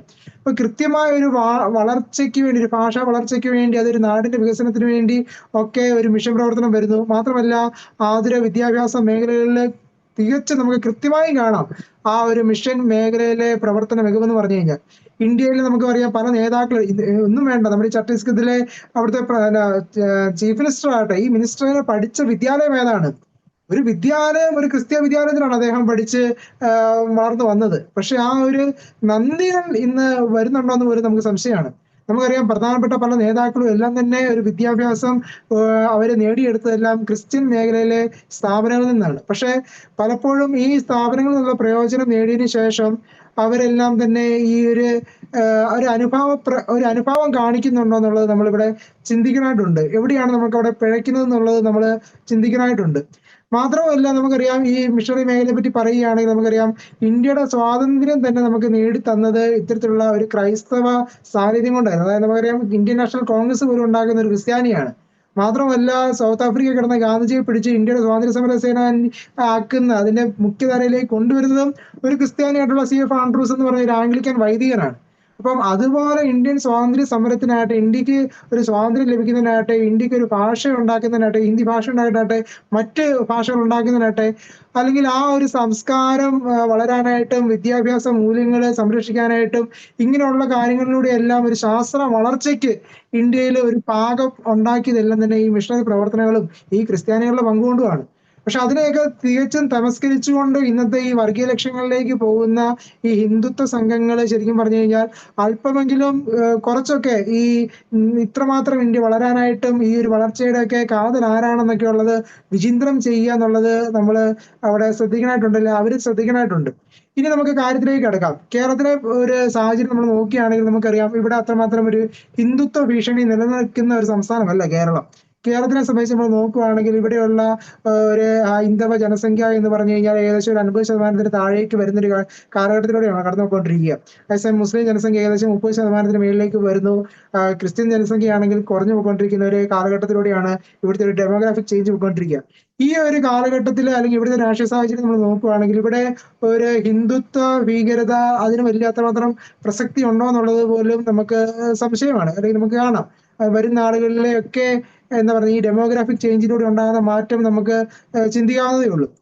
അതേസമയം ഇവിടെ പലപ്പോഴും ഈ ക്രൈസ്തവർക്കെതിരായിട്ട് പല കാര്യങ്ങളും നടക്കുമ്പോഴും അല്ലെങ്കിൽ ഇപ്പൊ നമുക്കറിയാം മുൻപ് വിഷയം അറിയാം, ഈ 80-20 പോലെ വിഷയങ്ങൾ അറിയാം, അല്ലെങ്കിൽ നമ്മുടെ സംവരണ വിഷയങ്ങൾ അറിയാം, അല്ലെങ്കിൽ ഇവിടെയും പലപ്പോഴും ഈ സിസ്റ്റേഴ്സിനെതിരെ അല്ലെങ്കിൽ വിദ്യാലയങ്ങൾക്കെതിരെ ഒക്കെ നടക്കുന്ന പ്രശ്നങ്ങൾ നമുക്കറിയാം. പക്ഷെ അത്തരത്തിലുള്ള പ്രശ്നങ്ങളിലൊന്നും ഇടപെടാതെ മൗനം പാലിക്കുന്ന ഒരു ഭരണപക്ഷത്തെയും പ്രതിപക്ഷത്തെയാണ് നമുക്കിവിടെ കാണാൻ സാധിക്കുക. നമ്മുടെ നീതിയോടൊപ്പം നിൽക്കുകയോ നമ്മുടെ ന്യായത്തോടൊപ്പം നിൽക്കുകയോ ചെയ്യാതെ മൗനം പാലിക്കുന്ന ഒരു സർക്കാർ സംവിധാനവും പ്രതിപക്ഷവും. ഇപ്പൊ നോക്കുവാണെങ്കിൽ 2019 കേരളത്തിലെ ക്രിസ്ത്യാനികളുടെ പിന്നാക്കാവസ്ഥയെ പറ്റി ആദ്യമായിട്ട് നമ്മൾ സംസ്ഥാന ന്യൂനപക്ഷ കമ്മീഷൻ 2019 പഠിച്ചതാ. ആ പഠിച്ച റിപ്പോർട്ട് പോലും ഇന്ന് വെളിച്ചം കണ്ടിട്ടില്ല. ആ വെളിച്ചം കാണാതിരിക്കാനായിട്ട് പരിശ്രമിക്കുന്ന ഒരു ഭരണപക്ഷവും അതും ചോദ്യം ചെയ്യാതിരിക്കുന്ന ഒരു പ്രതിപക്ഷവും. ഇനി ആ ഒരു കാലഘട്ടത്തിന്റെ മുന്നോടിയായിട്ട് വന്നതാണ് ഈ JB കോശി കമ്മീഷൻ, ഒരു പിന്നാക്കാവസ്ഥ പഠനം. അതായത് ഈ സമൂഹത്തിന്റെ ദയനീയാവസ്ഥ പഠിച്ച് മനസ്സിലാക്കിയ ഒരു റിപ്പോർട്ട് ഈ സമൂഹത്തിന്, ഈ ക്രിസ്ത്യ സമൂഹത്തിന് വേണ്ടി എന്തെങ്കിലും ഉന്നമനത്തിന് വേണ്ടി വളർച്ചയ്ക്ക് വേണ്ടി കാര്യങ്ങൾ നിർദ്ദേശങ്ങൾ സമർപ്പിച്ച ആ ഒരു കമ്മീഷൻ റിപ്പോർട്ട് വർഷം എത്രയായി പുറം ലോകം കണ്ടിട്ടില്ല. അതിലൊന്നും ഈ ഭരണപക്ഷത്തിന് സംസാരമില്ല, പ്രതിപക്ഷത്തിന് ആകുലതകളോ ഒന്നും തന്നെ ഇല്ല. അതേസമയം നമുക്കറിയാം മറ്റൊരു ന്യൂനപക്ഷ സമൂഹമായ മുസ്ലിം സമൂഹത്തിന്റെ പാലോളി കമ്മീഷൻ റിപ്പോർട്ട് വന്ന സമയത്ത് തന്നെ ഉടനെ തന്നെ അത് നടപ്പിലാക്കുകയും മുൻകാല പ്രാബല്യത്തിൽ അതിന് അംഗീകാരങ്ങൾ കൊടുക്കുകയും ചെയ്തു. അപ്പൊ അവിടെയൊന്നും ഇല്ലാത്തൊരു ആത്മാർത്ഥതയാണ് പലപ്പോഴും ഇത്തരത്തിലുള്ള ഈ വിഷയങ്ങളിൽ ഈ രാഷ്ട്രീയ പാർട്ടികൾ കൈക്കൊള്ളുന്നുണ്ടെന്നുള്ളത് നമ്മൾ ചിന്തിക്കേണ്ട ഒരു കാര്യമാണ്. കാര്യം ഇവരുടെ ആത്മാർത്ഥതയുടെ തോത് എന്താണ്, അല്ലെങ്കിൽ എന്താണ് ഇവരുടെ ആത്മാർത്ഥത, എന്താണ് ഇവരുടെ ലക്ഷ്യം? പലപ്പോഴും നമുക്കറിയാം, ഇപ്പം രാഹുൽ ഗാന്ധി ആകട്ടെ, മറ്റു പല നേതാക്കളാകട്ടെ, ഈ ഇവര് ക്രൈസ്തവരുടെ വോട്ട് ബാങ്കിന് വേണ്ടി മുന്നോട്ട് വെക്കുന്ന ഘടകങ്ങള് 2-3 ഫോട്ടോസ് ആണ്. സിസ്റ്റേഴ്സിനെ പോയി കെട്ടിപ്പിടിക്കുന്നു, അല്ലെങ്കിൽ അച്ഛന്മാരുടെ കൂടെ നിൽക്കുന്നു, മെത്രന്മാരുടെ കൂടെ നിൽക്കുന്നു, അല്ലെങ്കിൽ ബിഷപ്പ് സന്ദർശിക്കുന്നു. അതിലൂടെ ക്രൈസ്തവ സമൂഹത്തിന്റെ വോട്ട് കൈക്കലാക്കാനുള്ള ഒരു സമീപന രീതിയാണ് പലപ്പോഴും രാഷ്ട്രീയ പാർട്ടികൾ കാണിക്കുക. അതുകൊണ്ടാണ് പലപ്പോഴും ഇത്തരത്തിലുള്ള കാര്യങ്ങൾ അവർ കൂടുതലായിട്ട് ശ്രദ്ധ കൊടുക്കുകയും, അതേസമയം ഈ സമൂഹത്തിന്റെ പ്രധാനമായിട്ടുള്ള ഈ ഒരു പിന്നോക്കാവസ്ഥ നിവാരണത്തിനോ, അല്ലെങ്കിൽ ഇവർ നേരിടുന്ന അപകടങ്ങൾ, അല്ലെങ്കിൽ ആക്രമണങ്ങള്, മതപരമായിട്ടുള്ള വിഷയങ്ങളിൽ നേരിടുന്ന പ്രശ്നങ്ങള്, ഇതിനൊന്നും കൃത്യമായിട്ടും പലപ്പോഴും അഡ്രസ്സ് ചെയ്യാതിരിക്കുകയും തങ്ങളുടെ രാഷ്ട്രീയ ലക്ഷ്യത്തിന് വേണ്ടി മാത്രമായിട്ട് പലപ്പോഴും ഈ സമൂഹത്തിനെ ഉപയോഗിക്കുന്ന ഒരു പ്രവണതയാണ് നമ്മൾ കണ്ടുകൊണ്ടിരിക്കുന്നത്. ഇപ്പൊ നമുക്കറിയാം, ഇവിടെ തന്നെ അറിയാം, ഇവിടെ ഇപ്പൊ നേരത്തെ പറഞ്ഞു, നമ്മുടെ നേരത്തെ പറഞ്ഞ വിദ്യാലയങ്ങളിലെ ആ പ്രശ്നങ്ങളാകട്ടെ, അവിടെയൊന്നും ഇത്രമാത്രം രാഷ്ട്രീയ പാർട്ടികളോ പ്രവർത്തകരോ ഇത്രമാത്രം ഒരു ഐക്യദാർഢ്യം പ്രഖ്യാപിക്കുകയോ പോയി ഇതിലേക്ക് ഈ കമ്മ്യൂണിസ്റ്റ് പാർട്ടിയും അല്ലെങ്കിൽ കോൺഗ്രസ് പാർട്ടിയിലെ നേതാക്കൾ പോകുന്നു, അവിടെ പോയി ഫോട്ടോയൊക്കെ എടുക്കുന്ന ആ ഒരു പ്രവണത കാണുമ്പോഴാണ് ഇതിനകത്ത് വിരോധാഭാസം. അത് ചെയ്യരുതെന്നല്ല പറഞ്ഞത്, അത് ചെയ്യണം. അതോടൊപ്പം തന്നെ ഇവിടെ നീതി നേടിത്തരാനായിട്ടുള്ള ശ്രമങ്ങളും നൽകണം എന്നുള്ളതാണ് നമുക്ക് അഭ്യർത്ഥിക്കാനുള്ളത്. നീതിക്ക് അളവുകോല് ഉണ്ടാക്കാതെ, അതായത് ഒരു പ്രത്യേക ഒരു അളവുകോല്, ഒരു സെലക്റ്റീവ് അളവുകോൽ ഉണ്ടാക്കാതെ കൃത്യമായിട്ടും ഈ സമൂഹത്തിന് നീതി നേടിത്തരിക. ഈ സമൂഹവും ഇവിടെ നികുതി കൊടുക്കുന്നതാണ്. ഈ സമൂഹവും ഇവിടുത്തെ രാജ്യത്തിന്റെ നന്മയ്ക്ക് വേണ്ടി അല്ലെങ്കിൽ വളർച്ചയ്ക്ക് വേണ്ടി പരിശ്രമിക്കുന്നതാണ്. ഈ സമൂഹവും ഇവിടെ നിലനിൽക്കേണ്ടതാണ്. അപ്പം അത്തരത്തിലുള്ള ഒരു നീതിയിൽ നിന്ന് വേണം എല്ലാ കാര്യങ്ങളിലും അതിന്റെ നീതി നേടിത്തരാനുള്ള ശ്രമങ്ങൾ വരേണ്ടത് എന്നാണ് അഭ്യർത്ഥിക്കാനുള്ളത്. വ്യക്തമാണ്. നമ്മൾ ഈ ഒരു കാര്യം പറയുമ്പോൾ നമുക്കറിയാം, ഛത്തീസ്ഗഡ് ആ ഒരു വിഷയം വളരെ സെൻസിറ്റീവ് ആയിട്ടുള്ളൊരു വിഷയം കൂടിയാണ്. ആ ഒരു വിഷയത്തിൽ വളരെ ആത്മാർത്ഥമായിട്ട് രാഷ്ട്രീയ താല്പര്യങ്ങളില്ലാതെ, സ്വാർത്ഥ താല്പര്യങ്ങളില്ലാതെ ഇടപെട്ട രാഷ്ട്രീയ നേതാക്കളുടെ മനോഭാവവും അല്ലെങ്കിൽ അവർ സ്വീകരിച്ച നടപടികൾ തീർച്ചയായിട്ടും സ്വാഗതാർഹമാണ്, അതായത് പാർട്ടിയിൽപ്പെട്ടവരായിക്കോട്ടെ. ഞാൻ മറ്റു അച്ഛനിലേക്ക് വരികയാണ്. അച്ഛൻ, നമുക്കിപ്പം ക്രിസ്ത്യാനികളെ സംബന്ധിച്ചിടത്തോളം നമുക്കറിയാം വളരെ കോംപ്ലിക്കേറ്റഡ് ആയിട്ടുള്ളൊരു സിറ്റുവേഷൻ. ഇപ്പോൾ കേരളത്തിൽ പലപ്പോഴും ഈ തീവ്ര ഇസ്ലാമിക ശക്തികളുടെ ഭാഗത്തു നിന്ന്, അല്ലെങ്കിൽ പൊളിറ്റിക്കൽ ഇസ്ലാമിന്റെ ഭാഗത്തു നിന്ന് വലിയ രീതിയിലുള്ള ഭീഷണികൾ നേരിടുന്നു. കേരളത്തിന് പുറത്ത് വളരെ യാഥാർത്ഥ്യമാണ്, തീവ്ര ഹിന്ദുത്വ ശക്തികളുടെ ഭാഗത്തു നിന്ന് വലിയ രീതിയിലുള്ള വെല്ലുവിളികൾ നമ്മുടെ സിസ്റ്റേഴ്സും നമ്മുടെ വൈദികരും അവിടുത്തെ മിഷൻ പ്രവർത്തനങ്ങളും ഒക്കെ നേരിട്ടുകൊണ്ടിരിക്കുന്നു. അത്തരമൊരു സാഹചര്യത്തിൽ നമുക്കറിയാം വളരെ തന്ത്രപരമായിട്ടുള്ള ചില നിലപാടുകൾ. നമുക്കറിയാം, ഒരു വിഷയത്തിൽ വികാരത്തോടെ പ്രതികരിക്കാം, വിവേകത്തോടെ പ്രതികരിക്കാം. ഇതിന്റെ രണ്ടിന്റെ കൃത്യമായിട്ടുള്ള ഒരു കോമ്പിനേഷൻ അതിനി വരും നാളുകളിൽ അത് ക്രൈസ്തവ സമൂഹം അറിഞ്ഞിരിക്കേണ്ടതല്ലേ? പ്രത്യേകിച്ച് നമുക്കറിയാം, നമുക്ക് മറ്റ് ചില സമുദായങ്ങളൊക്കെ എടുത്ത് നോക്കുമ്പോൾ, നമ്മൾ സൂക്ഷ്മമായിട്ട് നിരീക്ഷിച്ച് നോക്കുമ്പോൾ, അവർ ചില പ്രത്യേക പാർട്ടികളെ ശത്രുപക്ഷത്താണ് നിർത്തുന്നത് എന്ന് പ്രഥമ ദൃഷ്ടിയ നമുക്ക് തോന്നും എങ്കിൽ പോലും അവർ അവരുടെ കാര്യങ്ങൾ സൈഡിൽ കൂടെ നേടിയെടുക്കുന്ന ഒരു സ്ഥിതി നമുക്ക് വളരെ വ്യക്തമാണ്. അപ്പോൾ അതിന്റെയൊക്കെ ഒരു പശ്ചാത്തലം നമ്മൾ പലപ്പോഴും വികാരം പ്ലസ് വിവേകം, അതിൽ ചില അവസരങ്ങളിൽ ഒരു പക്ഷേ വികാരത്തിന് അല്പം കൂടി ഒരു പ്രാധാന്യം ചിലപ്പോൾ വരുന്നുണ്ട്. അത് ചിലപ്പോൾ ചില പ്രത്യാഘാതങ്ങൾ ആ വിഷയവുമായി ബന്ധപ്പെട്ട് വരാനുള്ള സാധ്യത കൂടിയുണ്ട്. അപ്പോൾ അതിന്റെ ഒരു പശ്ചാത്തലത്തിൽ ഇനി തുടർന്ന് ഇത്തരത്തിലുള്ള വിഷയങ്ങൾ വരുമ്പോൾ, അത് കേരളത്തിലായിക്കോട്ടെ പുറത്തായിക്കോട്ടെ, ഒരു തന്ത്രപരമായിട്ട് വിവേകത്തോടെ എങ്ങനെ ഇത്തരം വിഷയങ്ങളെ ക്രൈസ്തവ സമൂഹം, സഭാ നേതൃത്വം, സമുദായ നേതൃത്വം നോക്കിക്കാണണം? Father Robin. ജോർജി, ഇതിനകത്ത് എല്ലാ രാഷ്ട്രീയ പാർട്ടികളും നടത്തിയ പോസിറ്റീവായ എല്ലാ ഇടപെടലുകളെയും നിറഞ്ഞ മനസ്സോടെ സ്വാഗതം ചെയ്യുകയാണ്. പക്ഷേ നമ്മൾ ചില കാര്യങ്ങൾ മനസ്സിലാക്കപ്പെടേണ്ടതായിട്ടുണ്ട്. ഒന്നാമതായിട്ട് നമ്മൾ ചില പ്രതികരണങ്ങളിലേക്കും പ്രതികരണമില്ലായ്മകളിലേക്കും പെട്ടെന്ന് കടന്നു പോകാം. ഈ സിസ്റ്റേഴ്സിനെ അറസ്റ്റ് ചെയ്ത വാർത്ത വന്ന സമയത്ത് കേരളത്തിന്റെ വിദ്യാഭ്യാസ മന്ത്രി ശിവൻകുട്ടി സഹാവ് പത്രക്കാരോട് തന്നെ പറഞ്ഞ ബൈറ്റുകൾ കൂടുന്നുണ്ട്. അതായത് കേരളത്തിലെ തിരുമേനിമാർക്ക് ഇതൊരു പാഠമായിരിക്കട്ടെ. അതുപോലെ തന്നെ പ്രമുഖരായ പല നേതാക്കന്മാരും ഇപ്പം പറയുകയും സോഷ്യൽ മീഡിയയിലും എഴുതിക്കൊണ്ടിരിക്കുകയും ചെയ്യുന്ന, പ്രത്യേകിച്ച് കോൺഗ്രസുമായി ബന്ധപ്പെട്ടും ഒക്കെയുള്ള നേതാക്കന്മാർ പലരും പറഞ്ഞൊരു കാര്യം, ഇലക്ഷൻ കാലത്തും അല്ലാത്തപ്പോഴും BJP-കാരുടെ കേക്ക് വാങ്ങി തിന്ന തിരുമേനിമാർക്കും മെത്രാന്മാർക്കും ഇതൊരു പാഠമായിരിക്കട്ടെ എന്ന് പറഞ്ഞുകൊണ്ട് നമ്മൾ ഏതാണ്ട്, അല്ലെങ്കിൽ അരമനയിലിരിക്കുന്ന മെത്രാന്മാരും വൈദികരും അല്ലെങ്കിൽ സമർപ്പിതരും ഒക്കെ എവിടെയാണ് കേക്ക് തിന്നാൻ വേണ്ടി കൊതിച്ചിരിക്കുന്ന ആളുകളായിട്ട് അത്ര തരം താത്തി കണ്ടുകൊണ്ട് ഇങ്ങനെ പ്രവർത്തിക്കുന്ന അല്ലെങ്കിൽ അവരുടെയൊക്കെ ലക്ഷ്യങ്ങൾക്ക് മറ്റു പല അർത്ഥങ്ങളുണ്ടെന്ന് സ്വാഭാവികമായി നമ്മൾ സംശയിച്ചു പോയാൽ അതിന് കുറ്റം പറയാൻ പറ്റുമോ? വളരെ കൃത്യതയോടെ തന്നെ അറിയുക, കേരളത്തിലെ ഒരു രാഷ്ട്രീയ പാർട്ടിക്കും, പ്രത്യേകിച്ച് BJPക്കോ കോൺഗ്രസിനോ ഇടതുപക്ഷത്തിനോ ഇവിടുത്തെ ക്രിസ്ത്യാനികളോട് പ്രത്യേകിച്ച് യാതൊരു മമതയില്ല. ചെയ്യാവുന്ന കാര്യങ്ങളൊന്നും ഇവരാരും ക്രിസ്ത്യാനികൾക്ക് വേണ്ടി ഇതുവരെ ചെയ്തിട്ടുമില്ല. ഇപ്പം അമല് പറഞ്ഞ് അവസാനിപ്പിച്ചല്ലോ JB കോശി കമ്മീഷന്റെ കാര്യവും AT20 കാര്യമൊക്കെ അമല് പറഞ്ഞു വെച്ചല്ലോ. അതായത് നമുക്ക് കിട്ടേണ്ടതായ അവകാശങ്ങളും കാര്യങ്ങളും ഒന്നും ഇവർ തരുന്നില്ല. പിന്നെ ഈ കാലാകാലങ്ങളിൽ ഓരോ രാഷ്ട്രീയ പ്രസ്ഥാനങ്ങള് പിതാക്കന്മാരെ കാണാനായിട്ട് വരും. കാരണം പിതാക്കന്മാരുടെ കയ്യിൽ പിതാക്കന്മാരോട് ചേർന്ന് നിൽക്കുന്ന വലിയൊരു ജനസമൂഹം ഉണ്ടെന്ന് അറിയാവുന്നതുകൊണ്ട് അവർക്ക് ഒരു സ്വാധീനത്തിന്റെ ഭാഗമായിട്ട് ഇവർ വരുന്നു. മാന്യമായ രീതി നമ്മുടെ കത്തോലിക്ക അരമനകളിൽ വരുന്ന ഒരാളെയും അപമാനിച്ചിറക്കി വിടാറില്ല. അത് BJPക്കാരൻ വന്നാലും കോൺഗ്രസ്സുകാരൻ വന്നാലും കമ്മ്യൂണിസ്റ്റുകാരൻ വന്നാലും ഇനി സഭയെ വളരെ വേദനിപ്പിച്ച ഒരാൾ വന്നാൽ പോലും നമ്മൾ ഒരിക്കലും നമ്മളുടെ സംസ്കാരം അനുസരിച്ച് ഒരിക്കൽ പോലും നമ്മൾ അയാളെ അവിടുന്ന് ഒഴിവാക്കി വിടാറില്ല. അതിലൊരു മാന്യത കൊടുക്കാതെ ഇറക്കി വിടാറില്ല. വരുന്ന ആളോട് മാന്യമായി പെരുമാറുന്ന ഒരു സമീപനമുണ്ട്, അത് ഇനിയും തുടരും. പക്ഷേ ഇതൊന്നും കണ്ടുകൊണ്ട് ക്രൈസ്തവരെ ഇതൊക്കെ കാണിച്ച് വിലയ്ക്ക് വാങ്ങാന്ന് ഏതെങ്കിലും രാഷ്ട്രീയ പാർട്ടിക്കാരനെ ചിന്തിക്കുന്നുണ്ടെങ്കിൽ അതൊക്കെ വെറും വ്യാമോഹമാണെന്നുള്ളതാണ് ഒന്നാമതായിട്ട് ഈ വിഷയത്തിൽ എനിക്ക് പറയാനുള്ളത്. ആ ഒരു തിരിച്ചറിവ് നമ്മുടെ സഭാ നേതൃത്വത്തിനും വളരെ കൃത്യമായിട്ടുണ്ട്. ഏതെങ്കിലും രാഷ്ട്രീയ പ്രസ്ഥാനക്കാര് വന്നു കഴിയുമ്പോൾ അവരോട് മാന്യമായി പെരുമാറുന്നു എന്നതിന്റെ അർത്ഥം നമ്മളെ പൂർണ്ണമായിട്ട് അവന് കൊടുത്തു എന്നൊന്നുമല്ല. ഒരാൾ നമ്മളുടെ അടുത്ത് ഗസ്റ്റ് ആയിട്ട് നമ്മൾ വന്നു കഴിയുമ്പോൾ ഏറ്റവും മാന്യമായി പെരുമാറ്റം, അത് നമ്മുടെ ക്രൈസ്തവ സംസ്കാരത്തിന്റെ ഭാഗമാണ്. അതിഥികളോട് ഏറ്റവും മാന്യമായി പെരുമാറുക എന്നുള്ള നമ്മുടെ ഭാഗമാണ്. അതിന്റെ അർത്ഥം എന്ന് പറഞ്ഞാൽ അവരോട് ബഹുമാനം കാണിച്ചു എന്ന് പറഞ്ഞാൽ അതിന്റെ അർത്ഥം നമ്മുടെ സമുദായത്തെ കൊണ്ട് അവർക്ക് കൊണ്ട് കൊടുത്തു എന്നോ, അല്ലെങ്കിൽ നമ്മളുടെ തല കൊണ്ട് അവന്റെ കഷ്ടത്തിൽ വെച്ച് കൊടുത്തു എന്നോ, അതല്ലെങ്കിൽ അടുത്ത ഇലക്ഷനിൽ നമ്മൾ ബൾക്കായിട്ട് ഇന്ന പാർട്ടിക്ക് വോട്ട് ചെയ്യാന്നോ അങ്ങനെ അർത്ഥമൊന്നുമില്ല. ആ ഒരു മാന്യമായ സമീപനം നമ്മളുടെ ഭാഗത്ത് ഇനിയും ഉണ്ടാകും. പക്ഷെ അതിന് അതിൻ്റെതായ അർത്ഥമേ കൊടുക്കാവുള്ളൂ. ഒരു കാരണവശാലും നമ്മളെ വിലയ്ക്ക് വാങ്ങാന്നുള്ള വ്യാമോഹം വേണ്ട. രണ്ടാമത്തെ കാര്യം എന്ന് പറയുന്നത്, ക്രിസ്ത്യാനികളോട് ആവശ്യപ്പെടുന്നത് നമ്മൾ ഇവിടെ യാതൊരു തരത്തിലുള്ള നിയമവിരുദ്ധമായ കാര്യങ്ങൾക്ക് വേണ്ടിയിട്ട് നമ്മൾ ആവശ്യപ്പെടുന്നില്ല. തന്നെയല്ല, നിയമവിരുദ്ധമായ ഒരു കാര്യം നമ്മുടെ മിഷണറിമാരും നമ്മളുടെ വൈദികരും നമ്മളുടെ സമർപ്പിതരും നമ്മളുടെ സമുദായ പ്രവർത്തകർ ആരും നിയമവിരുദ്ധമായ സഭയുടെ പേരിൽ നിയമവിരുദ്ധമായിട്ടുള്ള ഒരു നടപടിയും ചെയ്യാൻ വേണ്ടി പോകുന്നില്ല. നമുക്കിവിടെ മതപരിവർത്തനത്തിന്റെയോ മനുഷ്യക്കടത്തിന്റെയോ ഒന്നും ആവശ്യവും നമുക്കില്ല. പക്ഷേ ഇന്ത്യൻ ഭരണഘടന ഉറപ്പു തരുന്ന അവകാശങ്ങള് അത് നമുക്ക് കിട്ടിയേ പറ്റൂ. അത് നമ്മുടെ അവകാശമാണ്. തീർച്ചയായിട്ടും അത് നമ്മുടെ അവകാശമാണ്. എന്ന് വെച്ചിട്ടുണ്ടെങ്കിൽ ഇന്ത്യൻ ഭരണഘടന ഉറപ്പ് നൽകുന്ന ആർട്ടിക്കിൾ 25, 26 ഒക്കെ പറയും നമ്മളുടെ മതവിശ്വാസങ്ങൾ പ്രചരിപ്പിക്കാനായിട്ട്, നമ്മുടെ മതവിശ്വാസത്തിന്റെ ചൈതന്യം ആളുകളിലേക്ക് പകർന്നു കൊടുക്കാനായിട്ട്, നമ്മുടെ സ്ഥാപനങ്ങൾ നടത്താനായിട്ട്, നമ്മുടെ NGOs നടത്താനായിട്ട്, നമ്മുടെ ആതുര സേവനങ്ങൾ നടത്താനായിട്ടൊക്കെയുള്ള നമ്മളുടെ ഒരു അവകാശം ഉണ്ടല്ലോ, അത് മാന്യമായിട്ട് നടത്താനുള്ള അവകാശം അത് ഏത് രാഷ്ട്രീയ പാർട്ടി ആണെങ്കിലും ആ രാഷ്ട്രീയ പാർട്ടികൾ നമുക്ക് തരണം എന്നുള്ളതാണ് നമുക്ക് പ്രധാനമായിട്ടും പറയാനുള്ള രണ്ടാമത്തെ കാര്യം എന്ന് പറയുക. അതായത് നമ്മൾ ഒരിക്കലും നിയമവിധേയമല്ലാത്ത ഒരു കാര്യത്തിന് വേണ്ടി നമ്മളെ സമീപിക്കാറില്ല. അല്ലെ ഇവർ പറയട്ടെ ഇന്ന കാര്യത്തിന് ക്രൈസ്തവരെ നിയമവിരുദ്ധമായ കാര്യങ്ങൾ ചെയ്തു എന്ന് പറയട്ടെ. തന്നെയല്ല, ലോകമെങ്ങും പോയി സുവിശേഷം പ്രസംഗിക്കാനാണ് കർത്താവ് പറഞ്ഞിരിക്കുക.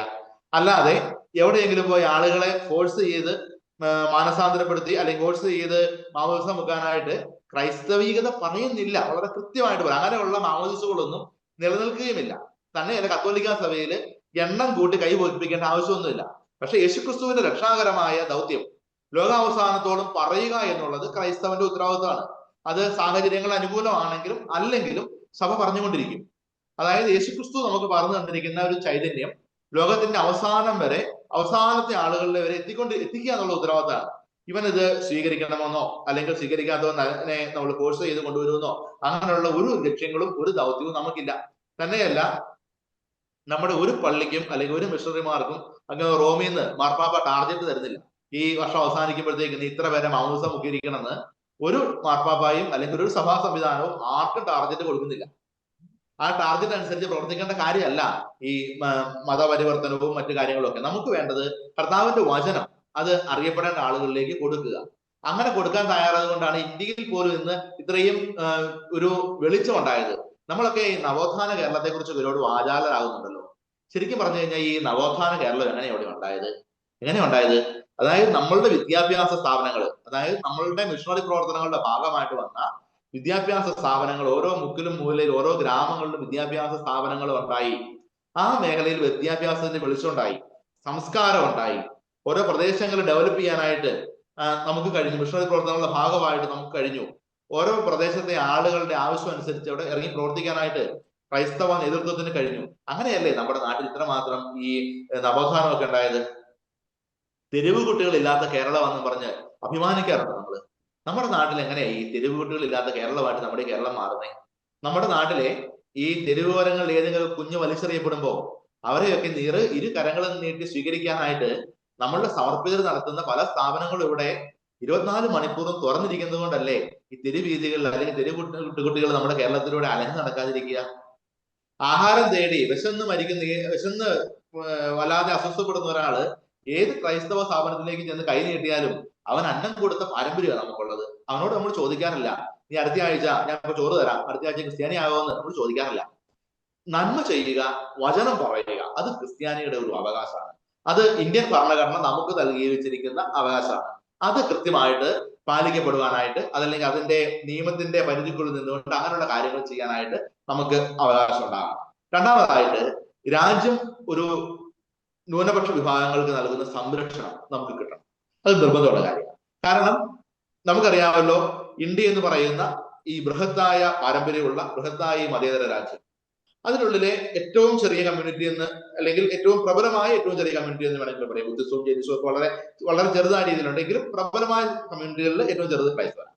അപ്പൊ അവിടെ ഈ ക്രൈസ്തവ സ്ഥാപനങ്ങളും അതുപോലെയുള്ള കൂട്ടായ്മകളും അതുപോലെയുള്ള പ്രവർത്തനങ്ങൾ നടക്കുമ്പോൾ അവരെ ഉപദ്രവിക്കാതിരിക്കുക.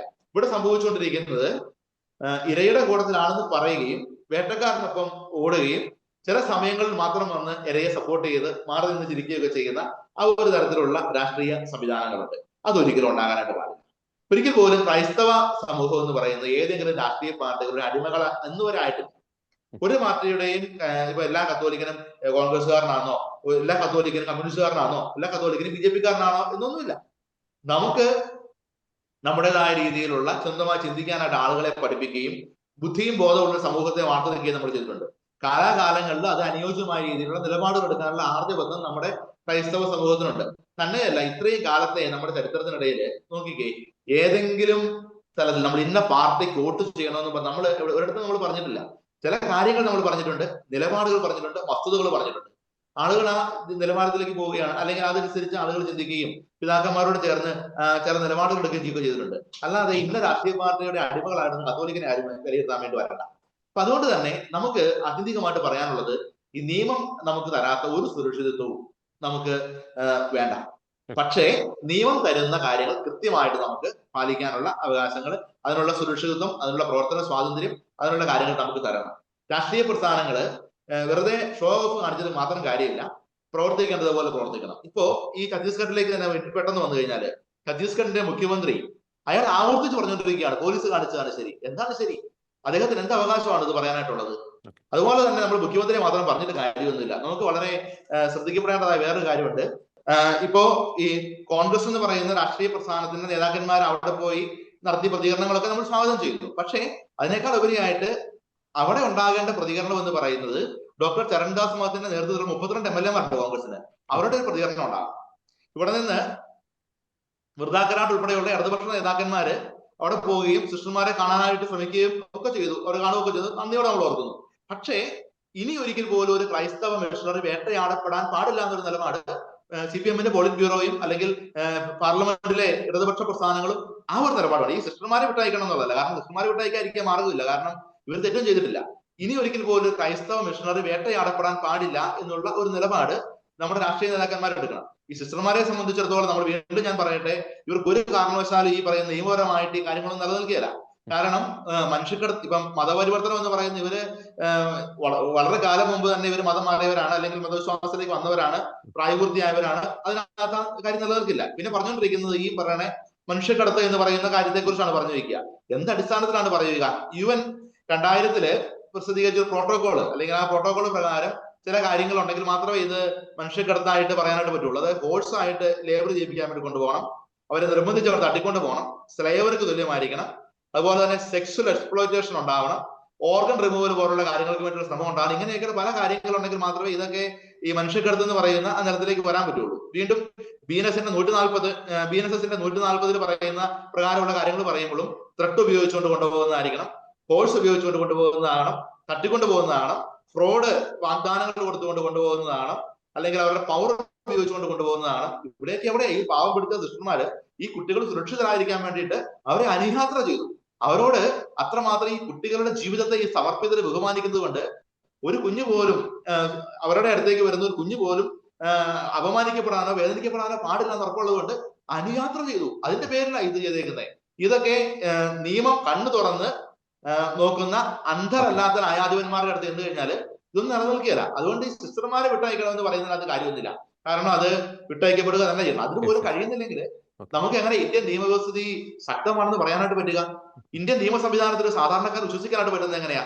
കാരണം ഈ പറയുന്ന സമർപ്പിതരുടെ പേരിൽ ആരോപിക്കപ്പെടുന്ന കുറ്റങ്ങളൊന്നും നിലനിൽക്കപ്പെടുന്ന കുറ്റങ്ങളല്ല. പിന്നെ ഈ നമ്മൾ ആദ്യം പറഞ്ഞു വെച്ചതുപോലെ വിട്ടുപാലിച്ചു നീട്ടുക. അതായത് ജുഡീഷ്യൽ മജിസ്ട്രേഷന് ഇവരെ റിമാൻഡ് ചെയ്യാനായിട്ട് അധികാരമുണ്ട്, പക്ഷെ അയാൾക്ക് ജാമ്യം കൊടുക്കാനായിട്ട് പറ്റത്തില്ല. അത് വീണ്ടും സെഷൻസ് കോർട്ടിലേക്ക് വരുമ്പോൾ ശുദ്ധമായ വലിയ തെറ്റാണ് അദ്ദേഹം കാണിച്ചിരിക്കുക. കാരണം അദ്ദേഹത്തിന്റെ തരത്തിൽ തീരേണ്ട ഒരു കാര്യം നേരെ വിട്ടേക്കുവാണ് NIA കോർട്ടിലേക്ക്. അതായത് എങ്ങനെയെങ്കിലും കുറച്ച് ദിവസങ്ങൾ വലിച്ചു നീട്ടിക്കൊണ്ട് പോകാനുള്ള വളരെ ബോധപൂർവമായ ശ്രമം. തീർച്ചയായിട്ടും അങ്ങനെയുള്ള ആ ശ്രമങ്ങൾ തിരുത്തപ്പെടുക തന്നെ ചെയ്യണം. ഒപ്പം തന്നെ ഈ വിഷയത്തിലേക്ക് ഇടപെട്ടിരുന്ന രാഷ്ട്രീയ നേതാക്കന്മാര് ഒരു നിലപാട് കൂടി ശക്തമായിട്ട് എടുക്കണം. ഇനി ഇത്തരം കാര്യങ്ങളുടെ പേരിൽ അനാവശ്യമായിട്ട് ഒരു ക്രൈസ്തവ മിഷണറി വേട്ടയാടപ്പെടാൻ പാടില്ല എന്നുള്ള ശക്തമായ നിലപാടെടുക്കുകയാണ് വേണ്ടത്. തീർച്ചയായിട്ടും നമ്മളുടെ ക്രൈസ്തവ സമൂഹം നടത്തിക്കൊണ്ടിരിക്കുന്ന സ്ഥാപനങ്ങള്, ക്രൈസ്തവർ നടന്നുകൊണ്ടിരിക്കുന്ന നമ്മളുടെ സാമൂഹിക പ്രവർത്തനങ്ങൾ, ഇതൊക്കെ ഈ തുടർന്നുകൊണ്ട് ഈ കഴിഞ്ഞ 75 വർഷക്കാലം ഇന്ത്യയിൽ തുടർന്നതുകൊണ്ടാണ് ഇന്ന് നമ്മൾ കാണുന്ന ഇത്ര മനോഹരമായി ഇന്ത്യയിൽ ഉണ്ടായത്. അതുകൊണ്ട് ഈ പ്രവർത്തനം തുടരുക എന്നുള്ളതാണ്. ഇനി ക്രൈസ്തവനെ സംബന്ധിച്ചിടത്തോളം ഒരിക്കലും അതൊരു മതപരിവർത്തനമല്ല. നമ്മൾക്കെ സംബന്ധിച്ചിടത്തോളം നമുക്ക് ആവശ്യം എന്ന് പറയുന്നത് ഹൃദയങ്ങൾ പരിവർത്തനപ്പെടുക, അതുപോലെ തന്നെ യേശുവിന്റെ നന്മയും സ്നേഹവും ലോകത്തിന് കൊടുക്കുക, അതുപോലെ തന്നെ സാമൂഹികമായ രീതിയിൽ ഈ സമൂഹത്തിലുള്ള ആളുകളെ ഉയർത്തിക്കൊണ്ടുവരിക എന്നുള്ളതാണ്. നമ്മൾ ഒരു സ്ഥാപനത്തിലും അഭയം തേടി വരുന്ന ഒരാളോട് ചോദിക്കാറില്ല നിന്റെ മതഭേദം ചോദിക്കാറില്ല, അല്ലെങ്കിൽ കാരുണ്യം തേടി വരുന്ന ഒരാളോട് നമ്മൾ ചോദിക്കാറില്ല നിന്റെ എന്താ പറയുക നീ ഏത് പള്ളിയിലാണ് പോകുന്നതെന്ന് ചോദിക്കാറില്ല. അതായത് ഒരു മനുഷ്യൻ മുമ്പിലേക്ക് വരുമ്പോ ക്രിസ്തുവിന്റെ മുഖമാണ് നമ്മുടെ സമർപ്പിതരാ മനുഷ്യരിൽ കാണുക. അവനോട് കാരുണ്യം കാണിക്കുക എന്നത് തെറ്റായിട്ടാണെങ്കിൽ തീർച്ചയായിട്ടും അതിനെ എതിർക്കുന്നവര് നിരാശപ്പെടേണ്ടതായിട്ട് വരും. തന്നെയല്ല, കത്തോലിക്ക സഭയുടെ ചരിത്രത്തില് ഒരുപാട് രക്തസാക്ഷികൾ ചുടുനിണത്തിലൂടെ തന്നെയാണ് ഈ സഭ വളർന്നു വന്നത്. അതുകൂടെ ഒരൊറ്റ കാര്യം പറഞ്ഞ് അവസാനിപ്പിച്ചാലും ജോർജ്, ഇന്ന് നമ്മുടെ സോഷ്യൽ മീഡിയയില് ചില മാധ്യമങ്ങൾ ചോദിക്കുന്നുണ്ട് എന്തിനാണ് ക്രൈസ്തവർ സിസ്റ്റർമാരെ പിടിച്ച് ജയിലിലിട്ടതിന്റെ പേരിൽ പ്രതികരിക്കുന്നത്, എന്തിനാണ്? അവർ സഹിക്കാൻ വേണ്ടി വിധിക്കപ്പെട്ടവരല്ലേ? തീർച്ചയായിട്ടും ആ സഹനത്തെ ആ ഒരു വലിയ മഹത്വത്തോടു കൂടി തന്നെ നമ്മൾ സ്വീകരിക്കുന്നു. പക്ഷേ ഒരു രാജ്യം നൽകുന്ന സുരക്ഷിതത്വം അത് അന്യായമായ രീതിയിൽ ഒരാള് അല്ലെങ്കിൽ നമ്മളുടെ കൂട്ടത്തിലുള്ള ഒരാള് വേദന അനുഭവിക്കുമ്പോൾ നോക്കി നിൽക്കാനായിട്ട് കഴിയില്ല.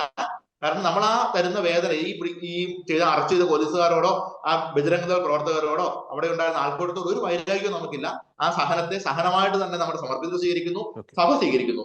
പക്ഷേ എന്ന് വിചാരിച്ചുകൊണ്ട് ക്രൈസ്തവരുടെ മേല് ആർക്ക് വേണമെങ്കിലും വന്ന് കുതിര കയറാൻ പറ്റുന്ന ഒരു അവസ്ഥയാണെന്ന് വിചാരിക്കരുത്. അപ്പൊ അങ്ങനെയുള്ള ആളുകളോട് മറുപടി പറയാനുള്ളത് നമ്മൾ അതായത് ഒരേ സമയത്ത് സഹനത്തെ ആദരവോടെ കാണുന്നതോടൊപ്പം തന്നെ അനീതിക്കെതിരെ പോരാടുക എന്നുള്ളതും നമ്മളുടെ ഉത്തരവാദിത്വവും ക്രിസ്തു പഠിപ്പിച്ച പാഠവുമാണ്. നമ്മുടെ സഹോദരങ്ങൾ അനീതിപരമായിട്ട് ജയിലിൽ അടക്കപ്പെടുമ്പോൾ അവർക്ക് വേണ്ടി ശബ്ദമുയർത്താനായിട്ട് ഓരോ ക്രിസ്ത്യാനിക്കും അവകാശവും അവന്റെ ഉത്തരവാദിത്വവും കടമയുമാണ്. നമ്മുടെ പിതാക്കന്മാരും നമ്മുടെ വൈദികരും നമ്മുടെ ആത്മായ നേതൃത്വവും ഒക്കെ ഇന്ന് ശ്രമിച്ചുകൊണ്ടിരിക്കുന്നതും പ്രതികരിച്ചുകൊണ്ടിരിക്കുന്നതും അതുകൊണ്ട് തന്നെയാണ്. ഇത് നീതിക്ക് വേണ്ടിയിട്ടുള്ള പോരാട്ടമാണെന്നുള്ളത് കൊണ്ട് തന്നെയാണ് ഇത്രമാത്രം വലിയ കിട്ടിക്കൊണ്ടിരിക്കുന്നത്. അപ്പൊ ചുരുക്കത്തില് ഒരു രാഷ്ട്രീയ പാർട്ടിക്കാരും അവരുടെ ഒരു ദയ കൊണ്ടാണ് ഇത് ചെയ്തതെന്ന് വിചാരിക്കേണ്ടതില്ല. തീർച്ചയായിട്ടും നമ്മൾ ഒരു നിയമവിരുദ്ധമായ ഒരു കാര്യവും സഭയോടെ ചെയ്തിട്ടില്ല, ഈ സമർപ്പിതർ ചെയ്തിട്ടില്ല. അത് വളരെ വ്യക്തമാണ്. നമുക്ക് സമയം പരിമിതമാണ്, അതുകൊണ്ട് ലാസ്റ്റത്തെ റൗണ്ടിലേക്ക് വരികയാണ്. ശ്രീ, ഈ കേന്ദ്രം ഏത് സർക്കാർ ഭരിച്ചാലും ക്രൈസ്തവർക്കെതിരെയുള്ള അതിക്രമങ്ങൾ കാലാകാലങ്ങളിൽ ഉണ്ടായിട്ടുണ്ട്. അതിന്റെ തീവ്രത പല ഘട്ടങ്ങളിൽ കൂടിയും കുറഞ്ഞുമിരിക്കും. ഇപ്പോൾ കണ്ടമാൽ കലാപം ഉണ്ടായപ്പോൾ കേന്ദ്രം ഭരിച്ചത് കോൺഗ്രസ് സർക്കാരാണ്. ഈ പറയുന്ന ഛത്തീസ്ഗഡിൽ തന്നെ നാരായൺപൂരിൽ വർഷങ്ങൾക്ക് മുമ്പ് ക്രൈസ്തവർക്കെതിരെ അതിക്രമങ്ങൾ ഉണ്ടായപ്പോൾ അവിടെ ഭരിച്ചത് കോൺഗ്രസ് സർക്കാരാണ്. മാത്രമല്ല BJP ഭരിക്കുന്ന പല സംസ്ഥാനങ്ങളും ഇത്തരത്തിലുള്ള പല വിഷയങ്ങളും നേരിടുന്നുണ്ട്. ഇപ്പോൾ കേരളത്തിലെ സാഹചര്യം എടുത്തു നോക്കുമ്പോൾ ഞാൻ നേരത്തെ പറഞ്ഞതുപോലെ പൊളിറ്റിക്കൽ ഇസ്ലാമിന്റെ ഭാഗത്തു നിന്ന് വെല്ലുവിളികൾ നേരിടുന്നുണ്ട്. എന്റെ ചോദ്യം ഇതാണ്, ഈ ഒരു വിഷയം, ഈ ഒരു സംഭവം നമ്മൾ ഈ രാജ്യം ഭരിക്കുന്ന പാർട്ടി അല്ലെങ്കിൽ ഭരണത്തിലുള്ള പാർട്ടി അല്ലെങ്കിൽ മറ്റ് രാഷ്ട്രീയ പാർട്ടികളുമായി കൃത്യമായിട്ടുള്ള ആരോഗ്യകരമായിട്ടുള്ള ഒരു ബന്ധം, ഒരു പ്രോപ്പർ ആയിട്ടുള്ള ഒരു കമ്മ്യൂണിക്കേഷൻ ചാനൽ, ഒരു ഡയലോഗിനുള്ള ഒരു സ്പേസ്, അത് കൃത്യമായും നാം ഉറപ്പുവരുത്തേണ്ടതല്ലേ? അതൊരു അടിമത്തമല്ല, പക്ഷേ ഒരു പ്രോപ്പർ ആയിട്ടുള്ള ആരോഗ്യകരമായിട്ടുള്ള ഒരു ബന്ധം. പലപ്പോഴും നമ്മൾ ഈ സമദൂരം എന്ന് പറയുമ്പോൾ ചിലർ ക്രൈസ്തവരെ ചിലരോട് ഒരു ഓവറായിട്ടുള്ള ഒരു ശത്രുതയിലേക്ക് നയിക്കുന്നുണ്ട്. മാത്രമല്ല ഞാൻ ഈ ഒരു വിഷയം ചൂണ്ടിക്കാണിക്കുന്ന പ്രധാനപ്പെട്ട ഒരു കാര്യം ഇതാണ്. നമ്മൾ അമിത്ഷാ പറഞ്ഞ ഒരു സ്റ്റേറ്റ്മെന്റ് പറഞ്ഞുകൊണ്ടാണ് ഡിബേറ്റ് ആരംഭിച്ചത്. അമിത്ഷായെ പോലുള്ള ആഭ്യന്തര മന്ത്രി തീർച്ചയായിട്ടും അവരുടെ മുൻകാലങ്ങളിലുള്ള നടപടികളൊക്കെ വെച്ച് നോക്കുമ്പോൾ ഒരു പ്രതിപക്ഷം അല്ലെങ്കിൽ പ്രതിപക്ഷ പാർട്ടികൾ പറഞ്ഞത് വെച്ചിട്ട് ഒരു ഡിസിഷൻ തിരുത്തിയ ചരിത്രമൊക്കെ വളരെയധികം അപൂർവമാണ്. അതുകൊണ്ട് തന്നെ ഈ ഒരു വിഷയത്തിൽ ക്രൈസ്തവർക്ക് അനുഭാവപൂർണമായിട്ടുള്ള നിലപാട് അമിത്ഷാ സ്വീകരിച്ചതിന്റെ പിന്നിൽ ഒരു പക്ഷേ ക്രൈസ്തവ സഭ നേതൃത്വം രാജ്യം ഭരിക്കുന്ന പാർട്ടിയുമായിട്ട് ഒരു ആരോഗ്യപരമായിട്ടുള്ള ബന്ധം, ഒരു ഡയലോഗിനുള്ള ഒരു സ്പേസ് അവിടെ ക്രിയേറ്റ് ചെയ്യപ്പെട്ടിട്ടുണ്ട് എന്നത് വ്യക്തമാണ്. ഒരുപക്ഷെ പ്രതിപക്ഷ പാർട്ടികൾ നടത്തിയ ഇടപെടൽ അതിന്റെ ഒരു ഘടകമായി മാറിയിട്ടുണ്ടാകും. അപ്പോൾ എന്റെ ഒരു ചോദ്യം ഇതാണ്, ഇത് കൃത്യമായിട്ടൊരു മുന്നറിയിപ്പ്, എല്ലാ പാർട്ടികളുമായി ആരോഗ്യകരമായിട്ടുള്ള ബന്ധം, കൂടുതൽ ശത്രുതയില്ല, കൂടുതൽ അടുപ്പമില്ല, എങ്കിൽ പോലും ന്യായമായിട്ടുള്ള കാര്യങ്ങൾ നേടിയെടുക്കണം. അപ്പോൾ ഭാവിയിൽ ഇത്തരത്തിലുള്ള വെല്ലുവിളികൾ ഇനി കൂടാനുള്ള സാഹചര്യത്തിന്റെ പശ്ചാത്തലത്തിൽ അത്തരത്തിലുള്ള ഒരു ടാക്ടിക്കൽ ആയിട്ടുള്ള ഒരു സ്റ്റെപ്പിലേക്ക് സഭാ നേതൃത്വവും ക്രൈസ്തവ സമുദായവും മാറേണ്ടതല്ലേ? ശ്രീ ജോൺസൺ കൊച്ചുപറമ്പൻ. തീർച്ചയായും ബഹുമാനപ്പെട്ട അച്ഛൻ പറഞ്ഞല്ലോ, ഒരു രൂപതയുടെ ആസ്ഥാനത്ത് ഏത് രാഷ്ട്രീയ കക്ഷി വന്നാലും, ഏത് സമുദായ നേതൃത്വം വന്നാലും, ഏത് ഭരണാധിപന്മാർ വന്നാലും വളരെ ഹൃദ്യമായി സ്വീകരിക്കുന്നു, നല്ല രീതിയിൽ പെരുമാറുന്നു, അവരോട് നല്ല ബന്ധം നിലനിർത്തി പോകുന്നു. അതൊന്നും ഈ സമൂഹത്തെയോ സമുദായത്തെയോ അവർക്ക് അടിയറവ് വെച്ചുകൊണ്ടല്ല. ജോർജ് ചോദിച്ചത് അതിൽ കുറെ കൂടെ ക്ലാരിഫിക്കേഷൻ, അതായത് എപ്പോഴും ഒരു കാര്യങ്ങൾക്ക് തീരുമാനം ഉണ്ടാക്കാൻ കഴിയുന്നത് ഭരണവർഗത്തിനാണ്. ഭരിക്കുന്നത് ആരാണോ അവർക്കാണ് കൂടുതൽ സ്വാധീനത്തോടുകൂടി ആ കാര്യങ്ങളിൽ പരിഹാരം ഉണ്ടാക്കാൻ കഴിയുക. അപ്പൊ ഭരിക്കുന്നവരോട് കൂടുതൽ ഒരു ബന്ധം നിലനിർത്തിക്കൊണ്ട് പോകേണ്ടതല്ലേ എന്നതാണ് യഥാർത്ഥത്തിലുള്ള ഒരു ചോദ്യത്തിന്റെ അർത്ഥം. അതൊരു പഞ്ചായത്ത് തൊട്ട് അങ്ങനെയല്ലേ ജോർജി? ഒരു പഞ്ചായത്ത് ഭരിക്കുമ്പോ അവിടെ ആ പഞ്ചായത്ത് ഭരിക്കുന്ന കക്ഷിക്ക് എതിരെ വോട്ട് ചെയ്തയാളും ആ ഭരണപക്ഷത്തിന് അനുകൂലമായിട്ട് അല്ലെങ്കിൽ ആ മെമ്പർക്ക് അനുകൂലമായിട്ട് അവിടുത്തെ പ്രസിഡന്റിന് അനുകൂലമായിട്ട് നിന്നുകൊണ്ടല്ലേ കാര്യങ്ങൾ സാധിക്കുന്നത്? ഞാൻ നിങ്ങളെ എതിർത്തതായിരിക്കും, നിങ്ങളുടെ സഹായം വേണ്ടെന്ന് പറഞ്ഞുകൊണ്ടാവും അല്ല. അപ്പൊ സ്വാഭാവികമായും രാജ്യം ഭരിക്കുന്ന കക്ഷിയോ മുന്നണിയോ, സംസ്ഥാനം ഭരിക്കുന്ന കക്ഷിയോ മുന്നണിയോ, അവരോട് സഭാ നേതൃത്വം എല്ലാ കാലത്തും ബന്ധം പുലർത്തുന്നുണ്ട്. ഇപ്പോ ആധുനിക കാലഘട്ടത്തിൽ കുറേയേറെ ബന്ധം പുലർത്തുന്നുണ്ട്. ചില പാർട്ടികളോട് ബന്ധം പുലർത്തുമ്പോൾ അത് വേറെ ചില ആരോപണങ്ങൾ വരും. അതാ ഞാൻ പറഞ്ഞത്. അങ്ങനെ ബന്ധം പുലർത്തുന്നു. ഇപ്പോ ഈ സോഷ്യൽ മീഡിയ വന്നതിന് ശേഷം ഇത്തരം ബന്ധങ്ങൾ പുലർത്തുന്നതൊക്കെ ഈ അച്ഛൻ പറഞ്ഞതുപോലെ അല്ലെങ്കിൽ അമല് പറഞ്ഞതുപോലെ ഒരു ഫോട്ടോ പുറത്തേക്ക് വരുമ്പം പലരെയും പൊള്ളിക്കുന്നുണ്ട്. അതാണ് വസ്തുത. ഇങ്ങനെ പൊള്ളേണ്ട കാര്യമില്ല. ആര് ഭരിച്ചാലും ഇപ്പോ കോൺഗ്രസ് ഭരിക്കുമ്പോൾ കോൺഗ്രസിന്റെ പ്രസിഡന്റോ പ്രധാനമന്ത്രിയോ കോൺഗ്രസ് പാർട്ടിയുടെ പ്രസിഡന്റോ ഒരു സഭാ ആസ്ഥാനത്ത് വന്നാൽ കൊടുക്കുന്ന അതേ ഊഷ്മളമായ സ്വീകരണവും പ്രതികരണങ്ങളും ബന്ധങ്ങളുമാണ് BJP ഭരിക്കുമ്പോഴും കൊടുക്കുന്നത്. അത് ഭരണാധിപന്മാരോടുള്ള ബഹുമാനമാണ്, അല്ലെ രാഷ്ട്രീയ നേതൃത്വത്തിലുള്ള ബഹുമാനമാണ്. ആ ബന്ധം നിലനിർത്തുന്നതിൽ മറ്റൊരു കക്ഷിയും അവിടെ അസൂയപ്പെടേണ്ട കാര്യമില്ല. ജോർജി, ഞാൻ ഒരു കാര്യം ചോദിക്കട്ടെ, എന്തുകൊണ്ടാണ് ക്രൈസ്തവരെ ഇങ്ങനെ ടാർഗറ്റ് ചെയ്യുന്നത്, ക്രൈസ്തവരെ ഇങ്ങനെ ഭയക്കുന്നത്? യഥാർത്ഥത്തിൽ ക്രൈസ്തവരെ അല്ല ടാർഗറ്റ് ചെയ്തത്, ക്രൈസ്തവരെ അല്ല ഭയക്കുന്നത്. യഥാർത്ഥത്തിൽ ഭയക്കുന്നത് ക്രൈസ്തവ മിഷണറിമാരുടെ സേവനം കൊണ്ട് ഏതെങ്കിലും ഒരു സമൂഹം സാംസ്കാരിക നിലവാരത്തിൽ, വിദ്യാഭ്യാസ നിലവാരത്തിൽ ഉയരുകയും സ്വതന്ത്ര ചിന്താഗതിയോടുകൂടി ചിന്തിക്കുവാൻ പ്രാപ്തരാകുകയും ചെയ്യുന്നവരെയാണ് ഭയപ്പെടുന്നത്. അച്ഛാ, ഞാൻ പറഞ്ഞത് ശരിയാണോ? ഒരു സമൂഹം സാംസ്കാരികമായി ഉയർത്തപ്പെടുന്നു, അത് തങ്ങൾക്ക് ഭീഷണിയാകുന്നു എന്ന തിരിച്ചറിവാണ്.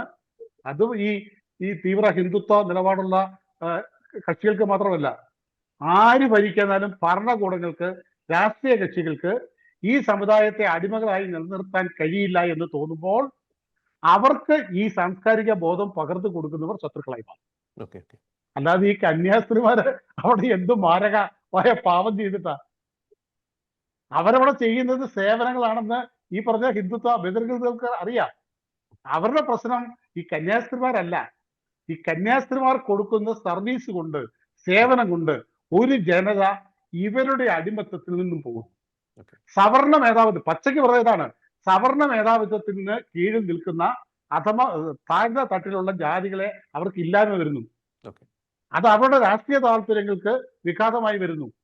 അതുകൊണ്ട് തന്നെ ഈ സമൂഹത്തിന്, ഈ ഗോത്രവർഗ സമൂഹത്തിന്, അല്ലെ താഴ്ന്ന ജാതിയിൽപ്പെട്ട സമൂഹത്തിന്, അവർക്ക് വിദ്യാഭ്യാസപരമായും മറ്റു നിലവാരത്തിലും ഉയർച്ച കൊടുക്കുന്നവരെ അവർ ശത്രുക്കളായി കാണുന്നു. ഓക്കെ. ഈ ഒരൊറ്റ തെറ്റേ മിഷണറിമാർ ചെയ്യുന്നുള്ളൂ. അച്ഛൻ പറഞ്ഞതുപോലെ ഈ മിഷണറിമാർ ഇത് ചെയ്യുന്നതിന്റെ പേരിൽ ഈ എത്രയോ വർഷമായി ഈ ക്രൈസ്തവ മിഷണറിമാര് ഈ വടക്കേ ഇന്ത്യൻ സംസ്ഥാനങ്ങളിൽ ഇങ്ങനെ സേവനം ചെയ്തു. എവിടെയാണ് ജോർജി ഈ മഹാഭൂരിപക്ഷമായി ക്രൈസ്തവർ മാറിയത്? ഇത്രമാത്രം ഈ മതപരിവർത്തന കുറ്റം ആരോപിക്കുന്നുണ്ടല്ലോ. ഈ ചെയ്ത സേവനങ്ങൾക്ക് മുഴുവൻ പ്രതിഫലമായി ആ സേവനം സ്വീകരിച്ച വ്യക്തികളെയോ കുടുംബങ്ങളെയോ സമൂഹങ്ങളെയോ ക്രൈസ്തവ സമുദായത്തിലേക്ക് മതപരിവർത്തനം ചെയ്തിരുന്നുവെങ്കിൽ ഭാരതത്തിലെ ക്രൈസ്തവരുടെ ജനസംഖ്യ എത്രയാകുമായിരുന്നു? മതപരിവർത്തനമല്ല ലക്ഷ്യം.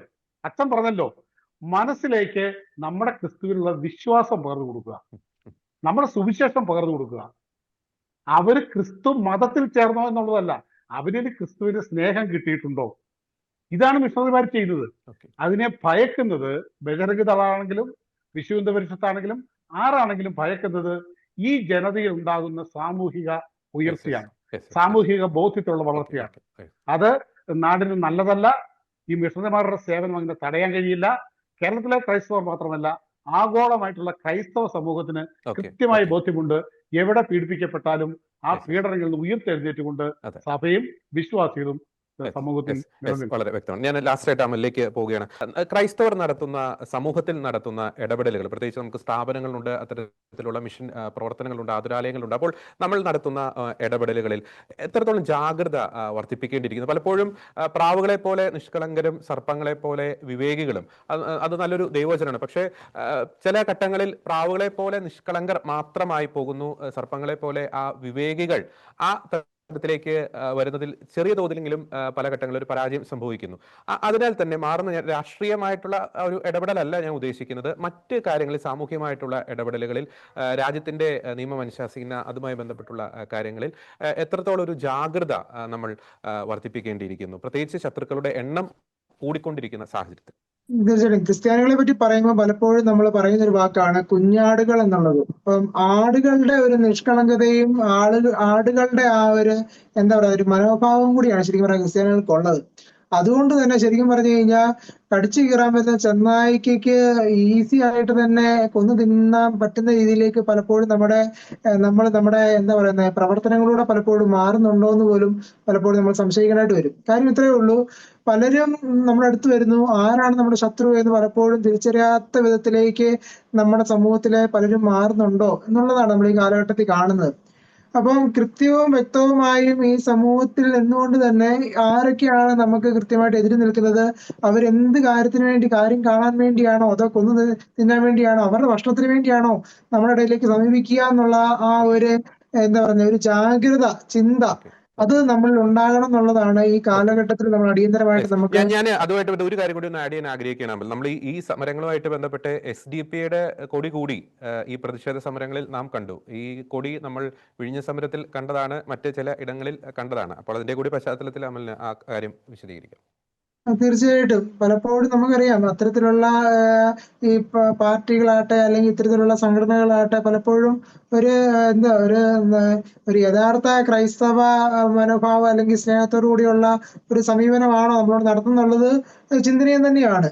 അപ്പം ചില കാര്യങ്ങൾക്ക് അവരുടെ ശത്രുക്കളെ എതിരിടാൻ വേണ്ടി നമ്മളെ കൂടെ കൂട്ടുപിടിക്കുന്ന സാഹചര്യങ്ങൾ ഏതെങ്കിലും കിട്ടുവാണെങ്കിൽ അതെല്ലാം കൃത്യമായും മുതലെടുക്കുക എന്നുള്ള ഒരു ടാക്ടിക്കൽ ഒരു പൊളിറ്റിക്കൽ ഗെയിം പ്ലേ ആണ് ശരിക്കും പറഞ്ഞു കഴിഞ്ഞാൽ ഇതുകൊണ്ട് അവർ ഉദ്ദേശിക്കുന്നത്. പക്ഷെ അതിന്റെ ആ ഒരു യാഥാർത്ഥ്യം നമ്മുടെ കുഞ്ഞാടുകൾ എന്ന് തന്നെ വിശേഷിക്കാൻ പറ്റുന്ന സാധാരണക്കാരായ നമ്മുടെ ജനങ്ങൾക്ക് അത് മനസ്സിലാവുന്നുണ്ടോ എന്നുള്ളതാണ് പലപ്പോഴും നമ്മളിവിടെ ചിന്തിക്കാനായിട്ടുള്ളത്. അപ്പം ആരെങ്കിലും നമ്മൾ തീർച്ചയായിട്ടും നമുക്കറിയാം, നമുക്ക് ശത്രു ഇല്ല, ശത്രുവിനെ സ്നേഹിക്കാനാണ് കർത്താവ് പറഞ്ഞത്. അപ്പൊ നമുക്ക് ശത്രു ഇല്ലാത്തത് കൊണ്ട് തന്നെ നമ്മൾ ആരെയും സ്വീകരിക്കും, ആരുമായിട്ട് നമ്മൾ ഭക്ഷണം കഴിക്കും, ആരോടൊപ്പം നമ്മൾ ചേർന്ന് പ്രവർത്തിക്കും. അവര് നമ്മളെ ചതിക്കുമായിരിക്കും, നമ്മളെ കൊല്ലുമായിരിക്കും, എന്നാൽ നമുക്ക് പരിഭവങ്ങളില്ല. ഇപ്പൊ നമുക്കറിയാം റാണി മേരി സിസ്റ്റർ എന്ന് പറഞ്ഞ ഒരു മിഷണറി പ്രവർത്തകയായിരുന്നു. ആ സിസ്റ്ററിനെ കൊന്ന വ്യക്തിയെ കെട്ടിപ്പിടിച്ച് ഉമ്മ വെക്കുന്ന ഒരു അപ്പനും അമ്മയുമാണ് ശരിക്കും പറഞ്ഞു കഴിഞ്ഞാൽ ആ സിസ്റ്ററിനുള്ളത്. അതാണ് ശരിക്കും പറഞ്ഞാൽ ക്രിസ്ത്യാനി എന്ന് പറഞ്ഞു കഴിഞ്ഞാൽ. സ്വന്തം മകളെ എത്ര തവണ കുത്തി കുത്തി കൊന്ന ഒരു വ്യക്തിയാണ്. പക്ഷെ ആ വ്യക്തിയെ കെട്ടിപ്പിടിച്ച് ഉമ്മ കൊടുക്കുന്ന ഒരു അപ്പന്റെ അമ്മയുടെയും ചിത്രം, അതാണ് ശരിക്കും പറഞ്ഞു കഴിഞ്ഞാൽ ഒരു ക്രിസ്തീയ സുവിശേഷം എന്ന് പറഞ്ഞത്. ആ സുവിശേഷം സത്യം പറഞ്ഞു കഴിഞ്ഞാൽ ഒരു സാമൂഹ്യ തലത്തിൽ നിന്ന് ചിന്തിച്ചു കഴിഞ്ഞു കഴിഞ്ഞാൽ പലർക്കും അത് മനസ്സിലാകത്തില്ലെന്നുള്ളതാണ്. ആ ഒരു തലത്തിൽ നിന്നുകൊണ്ടാണ് പലപ്പോഴും നമ്മുടെ സമൂഹത്തിനെ ഇവനെ കൊന്നാലും കുഴപ്പമില്ല. ഇപ്പൊ നൈജീരിയയിലാണെങ്കിൽ ധാരാളം പേരെ കൊല്ലുന്നുണ്ട്, അല്ലെങ്കിൽ കോങ്കോയിൽ ഇപ്പം കൊല്ലുന്നുണ്ട്, അല്ലെങ്കിൽ മറ്റു സ്ഥലങ്ങളിൽ കൊല്ലുന്നുണ്ട്. അങ്ങനെ കൊല്ലുന്നതിൽ പോലും ഇവിടെയുള്ള രാഷ്ട്രീയ പാർട്ടികൾക്ക് യാതൊരു വേവലാതിയും ഇല്ലാത്തതിന്റെ ഒരു പ്രധാന കാരണം നേരത്തെ അച്ഛൻ സൂചിപ്പിച്ച പോലെ തന്നെ ഇവിടെ ക്രിസ്ത്യാനിയെ കൊന്നാലും അവനങ്ങ് ക്ഷമിച്ചോളും, അല്ലെങ്കിൽ അവനങ്ങ് പ്രാർത്ഥിച്ചതൊക്കെ ഒതുക്കിക്കോളും എന്നൊരു ചിന്ത. എന്നാൽ ഇതേ സമയം ഇവിടെയുള്ള ജീവൻ തന്നെയല്ലേ ഓരോ ക്രിസ്ത്യാനിയുടെയും. ക്രിസ്ത്യാനിയും ഒരു മനുഷ്യൻ തന്നെയാണ്, അവനും വേദനകളുണ്ട്, അവന് ഇവിടെ നികുതി കൊടുക്കുന്നതാണ്, അവനും അർഹമായ നീതി കിട്ടണം, അല്ലെങ്കിൽ സ്വാതന്ത്ര്യം കിട്ടണം, അല്ലെങ്കിൽ അവന് ഇവിടെ പ്രവർത്തിക്കാൻ തക്ക വിധത്തിലുള്ള ഒരു പ്രവർത്തന സ്വാതന്ത്ര്യമൊക്കെ ഇവിടെ വേണമെന്നുള്ളത് ശരിക്കും പറയാം ഈ രാജ്യത്തിന്റെ ഭരണഘടന അനുശാസിക്കുന്ന രീതിയിലുള്ള ഒരു അവകാശമാണ്. അതിനെ നിഷേധിച്ചുകൊണ്ട് ക്രിസ്ത്യാനി ആയി കഴിഞ്ഞു കഴിഞ്ഞാൽ അവനൊക്കെ സഹിക്കേണ്ടവനാണ്, അവനെ പറഞ്ഞാലും കുഴപ്പമില്ല, 2 വോട്ട് കിട്ടണമെങ്കിൽ ഒന്ന് സൂചിപ്പിച്ചു വിട്ടാൽ മതി എന്ന ചിന്തയിലേക്കൊക്കെ മാറുന്ന ഒരു രാഷ്ട്രീയം ശരിക്കും പറഞ്ഞു കഴിഞ്ഞാൽ ഈ വരുന്ന തലമുറയ്ക്കും അല്ലെങ്കിൽ ഒരു എന്താ പറഞ്ഞ ഒരു നന്മയുള്ള ഒരു രാഷ്ട്രീയത്തിന് ശരിക്കും വിപരീതമായിട്ട് ഭാവിയിൽ ദോഷകരമായിട്ടുള്ള ഒരു സ്ഥിതിവിശേഷം ഉണ്ടാക്കാൻ മാത്രമേ ഉപകരിക്കത്തുള്ളൂ എന്നുള്ളതാണ് പറയാനായിട്ടുള്ളത്. പിന്നെ മറ്റൊരു കാര്യം കൂടെ അവസാനമായിട്ട് ഞാൻ പറഞ്ഞ് സൂചിപ്പിക്കുകയാണ്. ഈ ക്രിസ്ത്യാനി ഉള്ളിടത്ത് പലപ്പോഴും നമുക്ക് കാണാൻ പറ്റും ക്രിസ്തുവിന്റെ ആശയങ്ങളുണ്ട്. ആ ആശയങ്ങളിലൂടെ സമാധാനം അല്ലെങ്കിൽ ഒരു വളർച്ചയൊക്കെ ആ സമൂഹത്തിൽ ഉണ്ടാകുന്നുണ്ട് എന്നും പറഞ്ഞുകൊണ്ട് നമ്മൾ പറയും ചിലപ്പം ക്രിസ്ത്യാനികൾ അങ്ങ് നോർത്ത് ഈസ്റ്റേൺ നാടുകളിലൊക്കെ, അതായത് നമ്മുടെ സംസ്ഥാനങ്ങളിലൊക്കെ ക്രിസ്ത്യാനികൾ ധാരാളം ഉണ്ട്, അപ്പൊ ആ സംസ്ഥാനങ്ങൾ മുഴുവൻ ക്രിസ്ത്യാനികളുടെ കീഴിലാണല്ലോ എന്നൊക്കെ ചിലപ്പോൾ സംസാരിക്കാം. പക്ഷെ ശ്രദ്ധിക്കുന്ന ഒരു കാര്യമുണ്ട്, ഈ പറയുന്ന കേരളത്തിലെ മലപ്പുറം ജില്ലയുടെ ജനസംഖ്യ ഏകദേശം 41,12,000 ആ ഒരു കണക്ക് വരും. അതേസമയം മണിപ്പൂരും സിക്കിമും മിസോറാമും അരുണാചൽ പ്രദേശും ഗോവയും നാഗാലാൻഡും മേഘാലയയും ത്രിപുരയും കൂടെ കൂട്ടിവെച്ചാൽ പോലും ഇത്രയും ജനസംഖ്യയിലേക്ക് എത്തുന്നില്ല എന്നുള്ളൊരു സ്ഥിതിവിശേഷവും ഒരു യാഥാർത്ഥ്യവും നമ്മളൊന്ന് മനസ്സിലാക്കണം എന്നുള്ളതാണ്. അല്ലെങ്കിൽ അതിനോടടുത്തേ എത്തുന്നുള്ളൂ എന്നൊരു യാഥാർത്ഥ്യം മനസ്സിലാക്കണമെന്നേ ഉള്ളൂ. അതായത് സംസ്ഥാനങ്ങൾ ധാരാളം ക്രിസ്ത്യാനുള്ളെന്ന് പറഞ്ഞുകൊണ്ട് വലിയൊരു ക്രിസ്ത്യ ജനസംഖ്യയോടുകൂടിയ ഒരു എന്താ പറഞ്ഞ ഒരു നാടാക്കി മാറ്റാനായിട്ടോ അങ്ങനെ ഒരു സ്ഥിതിവിശേഷമല്ല ശരിക്കും പറഞ്ഞു കഴിഞ്ഞാൽ ഇവിടെ ഉള്ളതെന്നുള്ളതും. എന്നാൽ അതേസമയം ആ നാടിന്റെ നന്മകൾ അല്ല ആ നാടിന്റെ ഒരു വളർച്ച, അവരുടെ വിദ്യാഭ്യാസപരമായിട്ടുള്ള വളർച്ചയിലൊക്കെ കൃത്യമായിട്ടുള്ള ആ ക്രൈസ്തവ സാന്നിധ്യമാണ് അതിനകത്തെ പ്രധാന പങ്ക് വഹിക്കുന്നുള്ളതെന്നുള്ള യാഥാർത്ഥ്യവും ഇനിയെങ്കിലും ഈ സമൂഹത്തിന്റെ നന്മയ്ക്ക് വേണ്ടി അല്ലെങ്കിൽ നിലനിൽപ്പിന് വേണ്ടി എന്നും കൂടെ ഉണ്ടാകണം എന്നൊരു അപേക്ഷയുള്ളൂ രാഷ്ട്രീയ പാർട്ടികളോടും നേതാക്കളോടും. ഓക്കെ, വളരെ വ്യക്തമാണ്. ക്രൈസ്തവർക്കെതിരെ അതിക്രമം നടത്തുന്ന തീവ്ര ഇസ്ലാമിക ശക്തികളോടും തീവ്ര ഹിന്ദുത്വ ശക്തികളോടും ഒരു വാക്ക്. നിങ്ങൾ ക്രിസ്ത്യാനിക്ക് കൊടുക്കുന്ന ഓരോ അടിയും അത് ക്രിസ്ത്യാനിറ്റിയുടെ വളർച്ചയ്ക്ക് നിങ്ങൾ നൽകുന്ന ഒരു വളം കൂടിയാണ്. ചരിത്രത്തിലേക്ക് നോക്കുമ്പോൾ എവിടെയൊക്കെ രക്തസാക്ഷികളുടെ ചുടുനിണം വീണിട്ടുണ്ടോ അവിടെയൊക്കെ സഭാതരു തഴച്ച് വളർന്നിട്ടുണ്ട്. സഭയുടെ ആദ്യ മാർപ്പാപ്പയായ വിശുദ്ധ പത്രോസ്ലീഹായെ തല കീഴാക്കി കുരിശിൽ തറച്ച് കൊന്ന ഇടമാണ് റോമ പട്ടണം. സഭയിലെ ഏറ്റവും വലിയ തീക്ഷ്ണതയായിട്ടുള്ള വിശുദ്ധ പൗലോസ്ലീഹായുടെ തല അറുത്ത ഇടമാണ് റോമ പട്ടണം. ആ റോമ പട്ടണത്തിലാണ് ഇന്ന് ആഗോള കത്തോലിക്ക സഭയുടെ സിരാകേന്ദ്രം ഉയർന്നു നിൽക്കുന്നത്. ചരിത്രത്തിന്റെ ഒരു ഓർമ്മപ്പെടുത്തൽ മാത്രമാണ്. മറ്റൊരു പ്രധാനപ്പെട്ട ഒരു കാര്യം കൂടി, ആരൊക്കെ ക്രിസ്ത്യാനിയുടെ ആത്മാർത്ഥമായിട്ടുള്ള സ്നേഹം കാണിക്കുന്നുണ്ട്, ആരൊക്കെ ക്രിസ്ത്യാനിയുടെ ഒപ്പം നിൽക്കും എന്ന ഒരു കാര്യം കൂടി ക്രിസ്ത്യാനിക്ക് വളരെ വ്യക്തമായിട്ട് ഈ കാലഘട്ടത്തിൽ മനസ്സിലാക്കാൻ സാധിക്കും. അതുകൊണ്ട് ചില വിഷയങ്ങളിൽ നിങ്ങൾ കാണിക്കുന്ന ആ ഒരു ക്രൈസ്തവ പ്രേമം കണ്ട് ക്രിസ്ത്യാനി നിങ്ങൾക്ക് വോട്ട് കുത്തും എന്ന ആ ഒരു മിഥ്യാധാരണ അങ്ങ് കയ്യിൽ വെക്കുക. ഒപ്പം തന്നെ ഏറ്റവും ഒടുവിൽ ഒരു കാര്യം മാത്രമേ ക്രൈസ്തവ സമൂഹത്തോട് പറയാനുള്ളൂ. പ്രാവുകളെ പോലെ നിഷ്കളങ്കരായിരിക്കുക, സർപ്പങ്ങളെ പോലെ വിവേകികളായിരിക്കുക. കാരണം നിങ്ങളെ കൊത്തി കീറാൻ വെമ്പുന്ന കഴുകൻ കണ്ണുകളുടെ എണ്ണം വർദ്ധിച്ചുകൊണ്ടിരിക്കുന്നു. ഈ ചർച്ചയിൽ വളരെ സജീവമായി പങ്കെടുത്ത ഫാദർ റോബിൻ പടിഞ്ഞാറേക്കുറ്റൊപ്പം തന്നെ അമൽ സെറിയക്കൊപ്പം ശ്രീ ജോൺസൺ കൊച്ചുപറമ്പൻ, 3 പേർക്കും നന്ദി.